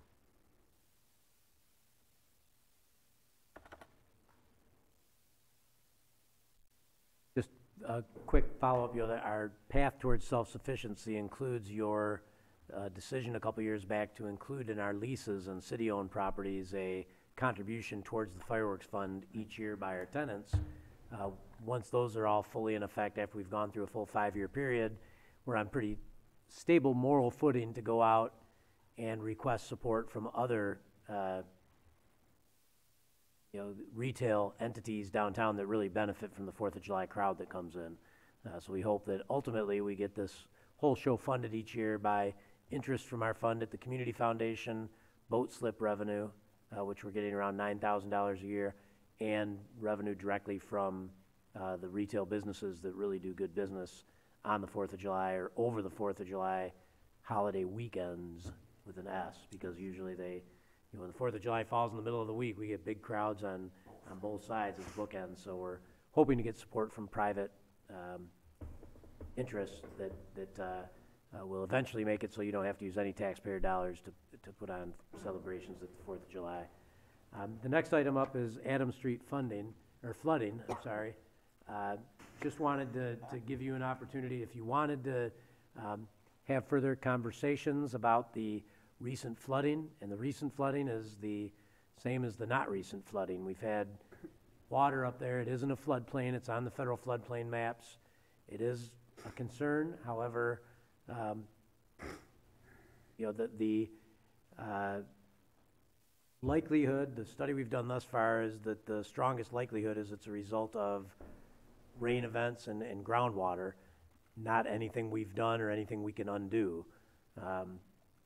We could spend further time, effort, and funding to try to seek a solution, but it may just be that people have built in an area of town where it floods sometimes, and we can build storm drains, but the storm drains fill up with water when we get that level of rain as well, and it sits there until the water levels can come down, which often is a day or two, and it always does go back down.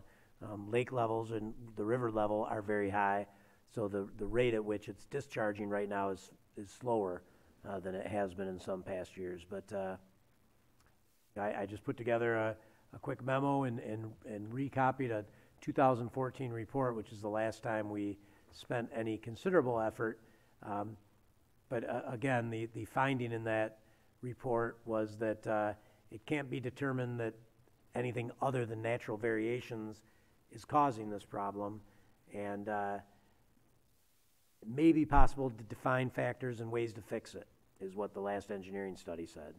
So if City Council, maybe we want to put a pin in this and talk about it at goal setting and see if you want to set this as one of our primary goals. But I would just urge caution, because we've got a number of areas in town that do take water faster than other areas in town, and we're never going to be able to build something that takes care of all the water all the time. There will be storm events that are beyond our system's capacity, and there's really nothing you can do except deal with the flood water when it happens. So Pat, about how many homes are affected by this particular area? The immediate concern is coming from 2, maybe 3 specific homeowners, but the last time we looked at it, I think we identified 10 or 11 properties in the study. But it's the neighborhood. It gets in the streets and fills in the streets. When I worked for the city, every time the river water, the river would raise, we had trouble with that flooding area over there. I've seen it flood across the street already over there. So, I mean, it's high now, but I've seen it higher even, and it's a constant problem over there. Like you said, they moved into a neighborhood that floods, and that's what happens over there. And I think I seen Derek's report that said probably the only way to drain that is put a lift station in there and pump it into the river, which I agree with.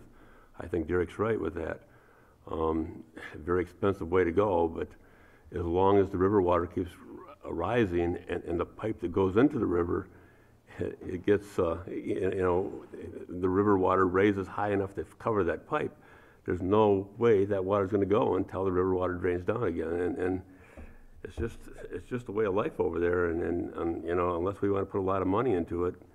But I agree with Derek. The way to do it is put a lift station in there and drain it that way. But it's a very expensive way to go. If you drain it into the river, it doesn't just come right back up in the groundwater? Well, the pipe, no. Well, it wouldn't. Well, it would, Jerry, to a point. But you can raise that pipe up high enough it dumps into the river. But the water table is high there, and it will. You can drain it that way, but that pump's going to, run all the time. Like I said, it's a very expensive way to go. Yeah. But I think it would work. But it would be an awful, awful expensive way to go. Well, I recall when this video was sent around to us by Mr. Haas, and water was running down the street, and it was not groundwater, and this report's all about groundwater. It was surface water. It was water which had just fallen, running down the street, had nowhere to go. Whether or not it used to drain directly into the river before Grand Landing was built, the report's a little bit unclear about that. There does say in one point here, ponding and infiltration of rainwater is unable to run off due to natural ground slopes or construction features. Could be significant factors causing rises in groundwater levels. There again, this report always goes back to groundwater levels because we asked them to look at wet basements. We asked them to look at flooded basements. We didn't ask them to look at too much water in the street. Everything in that video that was circulated to us and every heavy rain event is about rainwater that can't get out of the street fast enough.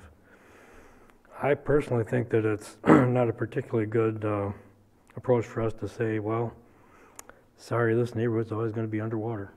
Too bad. I don't think that's a particularly good attitude. If a lift station is the only way to get rid of the water, we ought to look at what would that take, what would it cost, and how do we prioritize that. I don't know of any other areas where the streets are routinely full of water in a moderate rain, which that wasn't a super heavy, super long rain that day that that video was sent to us. It was a heavy rain, but it wasn't a very extremely long duration. The water just couldn't get away. So I suspect that at one point in time the water could drain off naturally off the surface, not really influenced that much by groundwater level. And maybe it's blocked from doing that now. Maybe these sewers needed to be larger. I mean, obviously the water has enough static head to get out to the river because otherwise the river would be on top of the road all the time, or higher than the water in the river. So it is possible to get the water out there. If it needs a mechanical assist, maybe the people in that neighborhood deserve to have their street not be underwater. If there are other areas which get an equal amount of water on them, we probably ought to be looking at that and seeing what kind of relief is appropriate and affordable. So putting that on goal setting, I would love to see that. Whether or not we can actually solve their problems is something that we ought to at least discuss. We shouldn't just throw our hands in the air and say, this is going to be a wet neighborhood. It's always been a wet neighborhood, because I think it's worse now. I've never lived in that neighborhood, and Denny would know more than I because he spent almost 4 decades working for Public Works, and he's seen all these things. But when I see water running down the street like a river after a relatively moderate rain, that tells me that we're just not getting rid of the water. It's not a groundwater issue at that point. I think it deserves a solution. I think it deserves a solution which can be prioritized and which could be possibly find a way to do it effectively and cost effectively. I'm sure there's ways of dealing with it. It ought to be discussed by this calculated. The question asked during this report was a different question. This one was about groundwater and wet basements. The question before us now is how do we get the water out of the street when it's raining? And I think there is an answer that we could probably do. I'm done. Okay, going around the horn. Ashley, can you pull up, I think it's in the upper right-hand corner, probably the PDF, the one labeled PDF. Yeah, and then zoom in on, there you go. This is what we're talking about for a visual for everybody in the audience and those at home. I've pulled up a map of Adams Street where it meets with 5th Street. Interestingly enough, Adam Haas is the gentleman who initiated the video that went around to city council emails, which is one great way to communicate with city council is to send out an email and include us all so that we're all on the same page and have the same information in front of us. Funny enough, he called me probably 2 weeks before he sent the email, and between that time and the time when his email came out with the video, we had another rainstorm, and I went out and videotaped. So if you look at the, hopefully this will work, but where the G is in Google is about where this, over in the road is where this video starts. Before you do that, I think my take on this is Grand Landing, no Grand Landing, whatever it may be. When it comes to water runoff, I like to look at it as property owners, and we're responsible as much as we can to control the water that lands on our property and that it doesn't land on other people's property, or that we don't push it over into other people's property. And there's, nobody's saying that the city's directing water onto anybody's property, but what we are responsible for, I believe, is that part which lands on our property. And in this case, we as the city ought to be responsible for the water, that the water that lands on Fifth Street and Adams Street properly drains, that it doesn't pool, and the property owners who own their own private property on either side, or whatever the 6, 7 properties, they're responsible for the water that lies on their property. And as much as we can do as a city to assist them, I think that's a part of what we're here to do. But we're responsible, I believe, at a minimum, just to get rid of the water that lands on our property. So if you could click on that video, which, no, thinking about it. There you go, that one right there. So this is starting right about where the Google is. And I think I actually have sound, and this is about a minute. And I apologize for the length and the jerkiness of my video recording. I'm not very good at it. This isn't what I went to school for. But you can hear me sloshing. This is the standing water in the neighbor's yard. So they're responsible by this theory for the water that's in their yard. But I believe that we as a city have to do something with this. And it had been raining, it's no longer raining, and there's standing water. A lot of it. And I can't see the curb anymore, but if I had a tape measure, I'd guess it was a good 1.5, 2 inches over the curb. And the truck was there. So, and while this rolls, I guess, my thought is I don't want to throw my hands up. I mean, this house is buried. And again, they're probably below street level, so there's not much we can do with a house that's built below street level, but we got to control the water that's over the hubcaps on that car. And at the very end of this video, there's a whole group of kids that come out in their bathing suits to go swimming in the puddle. I used to do that on Slayton Street when I was a kid. It would rain and the water would back up on Slayton Street where it dead ends, and it was a blast. It is a lot of fun. I could see it, yes. I got wet, but the water was warm, so I was having fun with it. But at any rate, I love that Denny and Derek threw out an idea that we could pump this water out some way. I'm looking for fish. If I see a fish in there. So at a minimum, I think that's what I'd love to see us do. So there you go. Oh, there's the kids in their suits. There you go. So Pat, that's my thought on that. If we can do something better with what's on the road, at a minimum, that'd be huge. Do we have any idea how much water fell that day? Was that a particularly heavy rain, or was that just a rain? That particular day, I will say, Bob, that was a heavier rain that day. There was a bit that came down all in one go. And I drove around, and I've got probably 20 different videos of different intersections around the city, so you could compare them to a few of the other ones. And the one other one, there were 2 spots that were probably not nearly as bad as this, but the intersection of Ferry and Grant Street was there was quite a bit of water out there between Ferry School and the Christian School.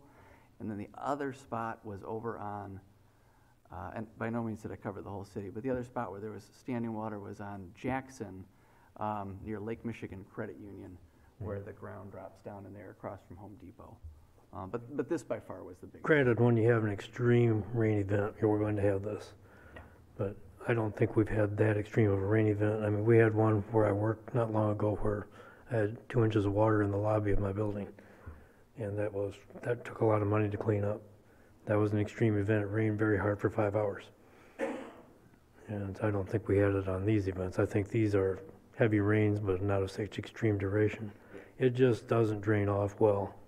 And you're right, we wouldn't tolerate people draining their water into the street.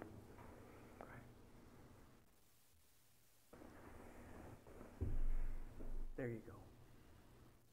We can definitely discuss this at goal setting and the implications of us becoming activists. And there's hard to say from a video where that water fell and how it ends up there. It's at a level, and it doesn't get that bad when water levels aren't there. Our storm sewers are completely full at that point. We've got a street that runs through a floodplain, an area that is prone to be flooded. So the street in there, it's going to be flooded, and it's water that falls in the neighborhood that just you know, The other end of the pipe is still lower because it's in the river. it's all full of water. Well, yes, The water's not draining out of it. but And then when the you still have a water static head there. comes down, you know, it's no different than streets in the other part of this, you know, the rest of the city that do drain better because it was built on higher ground and it drains more quickly, and this is just one of your lower areas. So we take care of this and pump it out, you're going to have a natural, you know, there'll always be other areas that do get problems around town. But we can work on it, you know, we can always try to find ways to solve it. Well, you say we can be activists or we can just simply be responsive to the needs of our citizens. Maybe the scouts could come up with a way to get the water off of there for us. Well, and this, you know, I never really knew, you know, when it rains, you just watch it rain until you start collecting water, rainwater. You have no idea how much water falls out of the sky when it rains. I have a 50-gallon rain barrel, and during a rain event, that thing will fill up and nothing flat. Because 50 gallons, it's a lot, you can't pick it up. Doesn't take very long to fall out of the sky. So whatever this is, doesn't take much to make a tremendous amount of water. And water runs downhill, so if it's not running away, it doesn't have any place to go. So we can look into it and see what it is, see if there's anything we can do, but it's these things you got to figure out what's cost effective and what's going to work. And these other areas of town, over by Jackson Street, there's always water standing in the parking lot and the gravel over there, whether it's raining or not raining. My neighborhood there at Grant Street, you know, there's a combination of factors like Grand Avenue. You know, before we rebuilt Grand Avenue, that at the bottom of the hills, the water would just run because water runs downhill, and it collected in ponds before it could drain away. It takes time, and some of these we've had, you know, some of these things take a lot of money in order to solve, and it's kind of you better find out that whatever you do and whatever you spend your money on, it's going to work. Because you could spend an awful lot of money and find out, whoa, that didn't work. So there's a lot of things to be considered when you do something like this. You look at a need, you look at a problem, you look at solutions, you look at how much it costs, then you figure out what's your best bet. So. Well, that's why you put on goal setting instead of solving it tonight. I think that sounds like a good idea. Next item. Next item in the city manager's report, the parking ramp. Parking ramp study. You've received a copy of the study that was done by Walker Consultants. We embarked on this effort to look into the possibility of a parking structure. It'd be, you know, going backwards, we have talked about infill development downtown, and consistently city council places priority on infill development, private investment in our downtown, making better use of the private properties we have down there or the public properties we have down there, creating more potential for residential space in the downtown. And it seems like the last several residential and mixed-use developments that have come along in the downtown area have been stymied due to lack of available parking. So we talked about, well, you know, we should look at parking. So we funded a study by Wade Trim to do an exhaustive parking study this last year, which was accepted by the DDA, the Planning Commission, and the City Council last year. And one of those longer-term recommendations was the creation of more off-street parking somehow. Recognizing that probably meant either purchasing property and building surface lots or building ramps.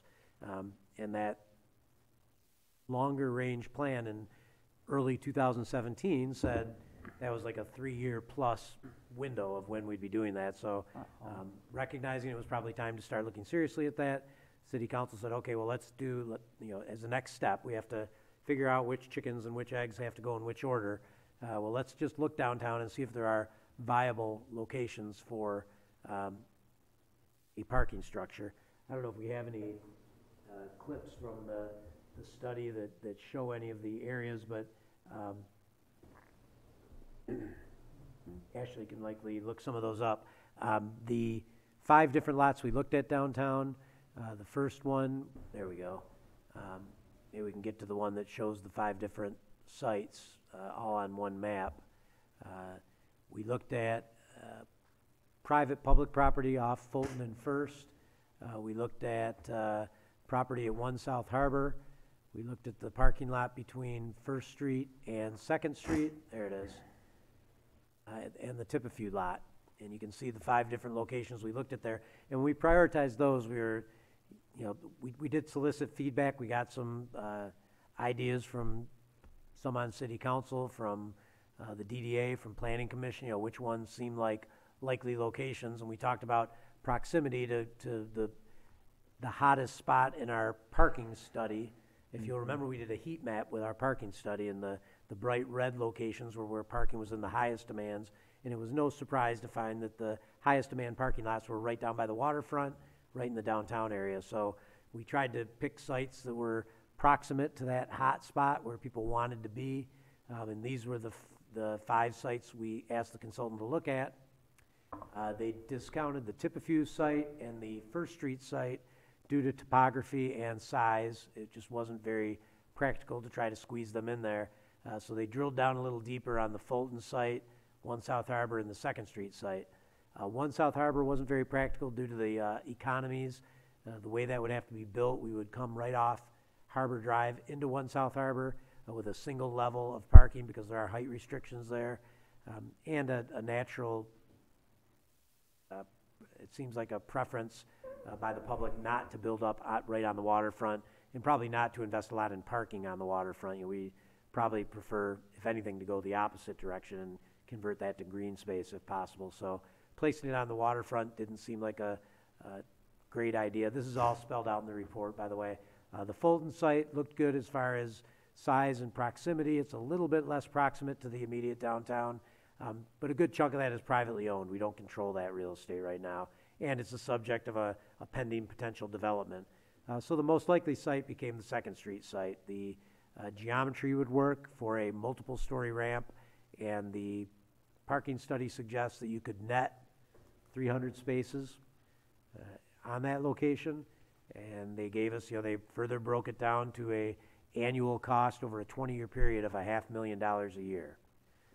So I think this study, for a fairly light treatment, it wasn't a very expensive study. It was a $6,000 study, which, by the way, we did get a $1,000 contribution from an interested developer who wants to develop in your downtown. We did find that there's potential for a multi-story parking lot up to 4 stories on that lot. We call it Lot 3.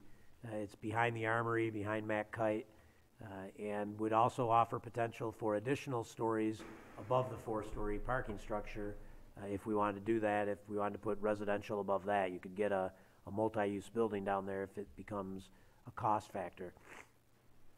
So I think that's very valuable intelligence where we're at right now. I presented this to the DDA at their last meeting last week.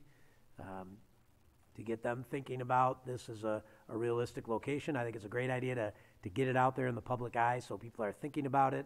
I know when I got this report and read through it and thought about it, I went right down there and stood in each of these lots and kind of looked around and considered the sensibility of the overall picture.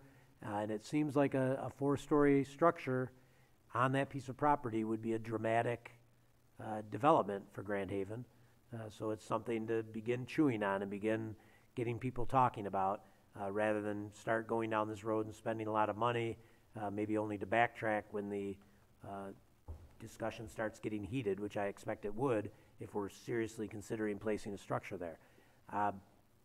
Knowing a $500,000 price tag, getting to the cost factor per year, where does that money come from? This isn't something that we have a solution for yet. The very likely source for that sort of revenue would be a fee-for-parking system, which I've talked about before. And I said before we commissioned this study that we ought to become comfortable with the idea of charging for parking if we're even going to start talking about building parking ramps. It's something you would either be willing to tax your taxpayers, put it on their tax bills, or charge for parking. And when I say charge for parking, I don't mean just in this new ramp. It would need to be citywide, because if you only charged in the ramp, most of the time, nobody would just choose to park there, and they would opt for the free parking. Sure. Which they would still be able to do. I wouldn't suggest charging for parking, say, all the way up here at City Hall or back in the lots by the community center. Those would be lots people could park in at no fee. If you went to a fee for parking, those less proximate locations would become attractive to people who didn't want to pay, which is a good thing. We want to spread that parking out. You know, it's a management technique, charging for parking where it's more highly desirable right downtown and at the waterfront. And I know you've had quite an interesting, last year, at least 2017, we did charge at City Beach, and that was a bit of controversy there, but you know, I would recommend we include that in your fee for parking area. Just those areas that are the most highly desirable is where you'd want to charge. All that said, what I would recommend as a next step is to investigate how a fee for parking structure would work. You know, not pursue the actual construction of this next. Next, let's talk about charging for parking, because if we're not willing to charge for parking, there's no sense in talking further about building a ramp, I don't believe. I don't believe you want to go to the taxpayers to pay for this. I think you'd want to make it something funded with a fee for parking. We could do research and find out what other communities of like size are achieving. South Haven's charging for parking, St. Joseph's charging for parking, Traverse City charges for parking. We can do some deep research and find out how many spaces they have and what kind of revenue that's turning out. We could also talk to the companies that provide solutions for parking, which I've been very enthusiastic about. What I've learned about how these newer parking systems work, you don't have to go out and put in meters everywhere. We put in some kiosks, and the predominant means people use to pay for parking is an app on their cell phones. And it opens things up where if you want to give city residents validation, you validate their license plate numbers so they can still come down and park, say during the off-season when it's not very popular down there. You can really manage it in a very fluid fashion. You don't have to go around and, like back in the old days when we did have parking meters in Grand Haven, if you wanted to change what it cost, you would have to go and adjust every parking meter. With the newer systems, you can do it with your desktop computer, probably with an app on a phone. You can change what we charge in different parking lots for different players. Merchants can validate directly from the point of sale. Somebody that spends a certain amount of money, they can validate, and then we bill the merchants directly through our app. Then they pay for the parking that way, and at the DDA level, it was very well received, the idea of charging for parking downtown. So that's where I would leave it. And again, I'm planning on coming to the Main Street Board meeting in November with more information about how the pay for parking system would work. And of course, ultimately, it would be up to City Council if you wanted to go to a paid for parking system throughout the city, and we could get you more information on exactly what kind of revenue could be generated if we did start charging for parking, you know, as soon as next year. I don't know if you can answer this or not, but I'm thinking, as I'm reading through this, it's approximately 300 parking spaces, which would be an increase of about 200 and some, because there's already 90 on the ground, or 80 on the ground. So can you picture a comparable area that would be equivalent to, as to how many additional parking spaces that we have? Yes, and I could give that to you very precisely, but if we put a 4-story structure on that Second Street lot, we would net 290 to 310. So that already included those 80. No. So yeah, it would be. You would have 230 additional spaces. Oh, I thought it netted. 210 to 230 additional parking spaces. Additional. I'm sorry. Right. 290 to 310 total, but you already got 80 of them. Okay. So is that if I'm picturing all of Washington Street, or not all of Washington Street, but That whole block. say, Be roughly 4 times what you see there. no, what I'm thinking, I'm trying to visualize a comparable. Would it be like from First Reformed Church to the Harbor Drive, all those parking spaces? Is that 200 parking spaces? Oh, on Washington, Yeah. on street? We could count those up and show you that very Okay, easily. because I'm trying to visualize a comparable area of how many how many cars that is, or how many parking lots would that be that we're building here? Well, it would be like 3 up.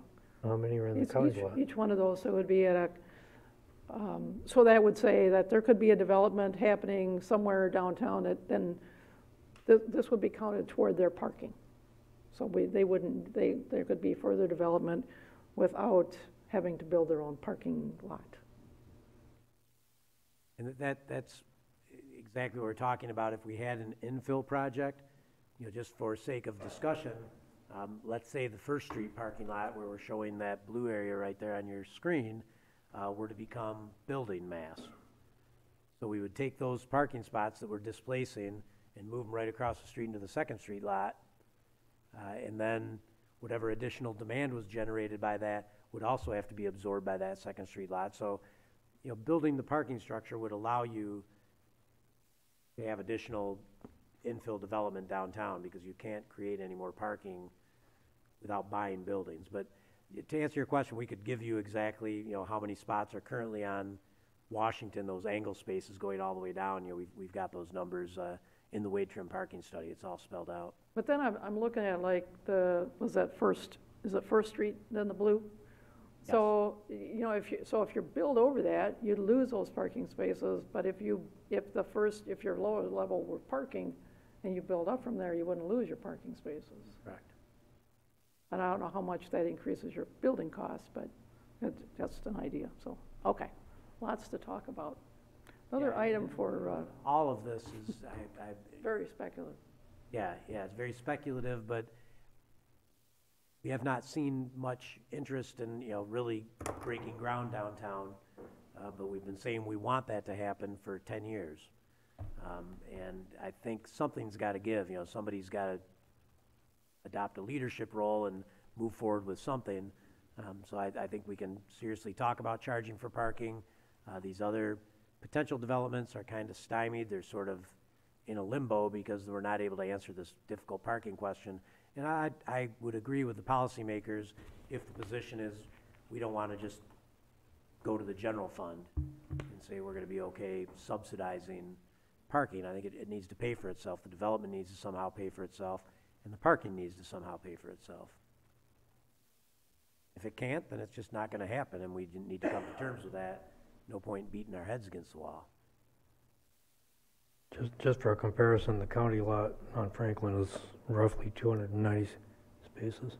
109? I'm counting about 290 spaces on that. So, I mean, it'd be about that many spaces if you took those 4 floors of parking and put them edge to edge. I'm just trying to vision a 4-story block building sitting there as a parking structure, and how out of place that would look. We'd have, if you put retail on the Franklin side, you had the lower level at least partially occupied by something other than parking, it might be a little more palatable. Wow. That's a big building. Any thought as to what you'd have to charge for space to get $565,200 in a year?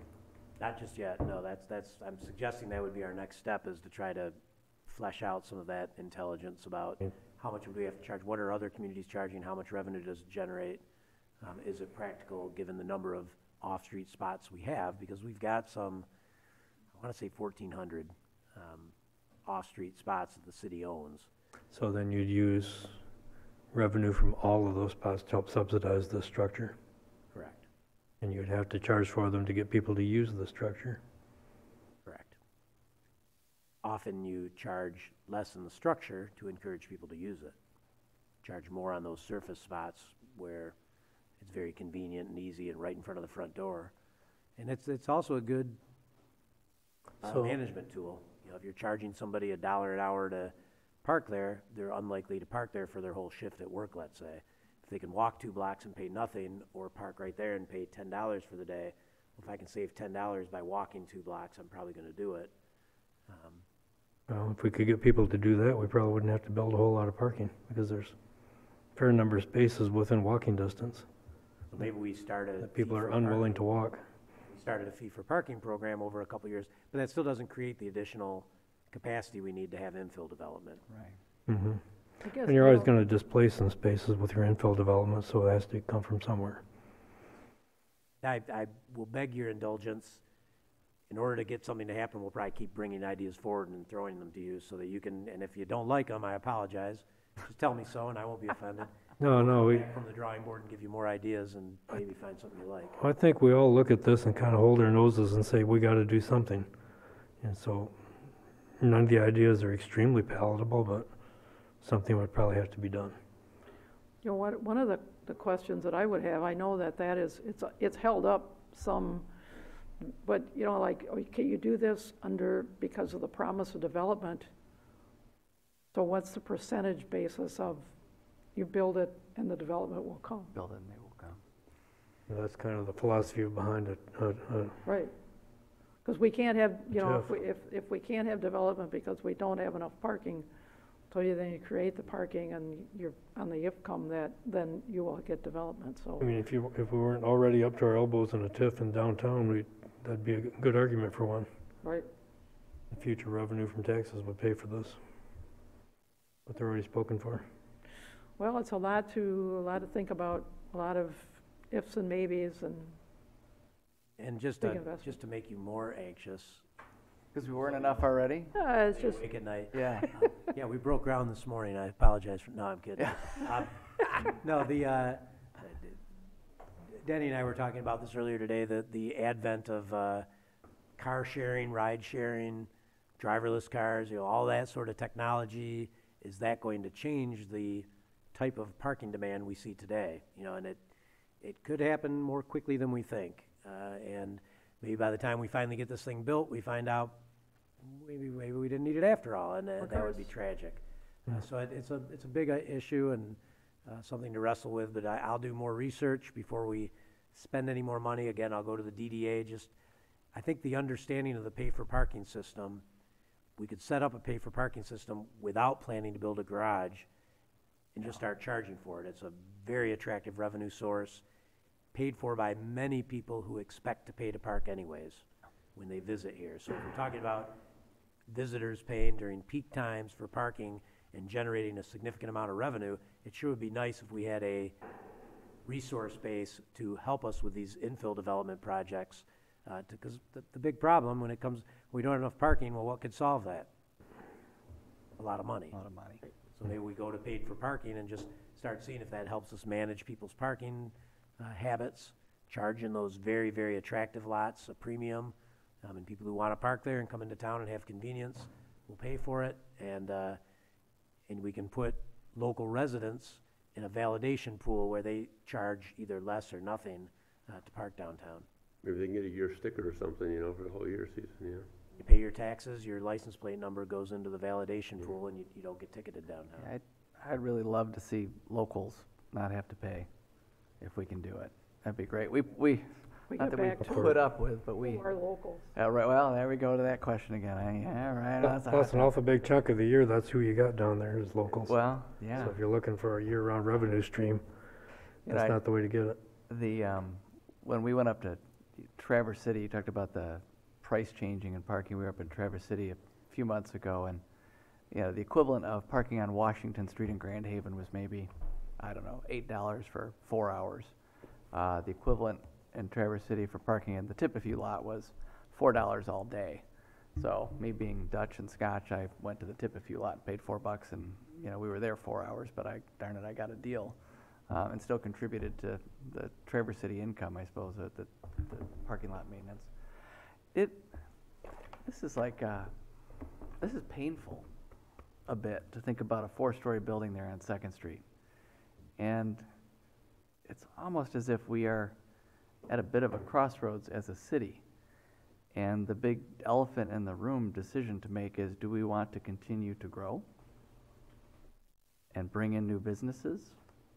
Or nobody wants to mention it, but I'll throw it out there. Or do we want to say, hey, you know what? We're good with where Grand Haven's at right now.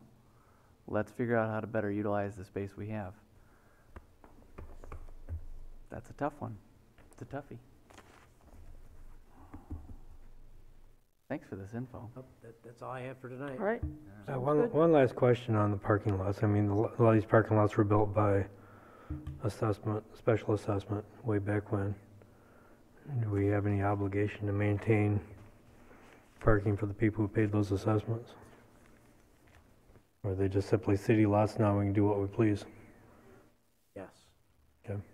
Latter, I believe, yes, you know, but, you know, we still have to provide for a parking capacity for the businesses, whether we charge for it or not, I believe is entirely, it's a very good question, though, that I should be rock solid on it. I've not asked the attorneys on that, but I have, I believe, correctly assumed all along that those are city council's lots to do with what you please, you know, it's a matter of trust.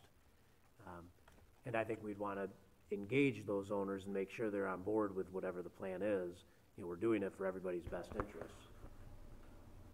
I believe the city council does have complete control, and there is no So there easement aren't, right or property right there. there are no covenants or anything controlling how they're used?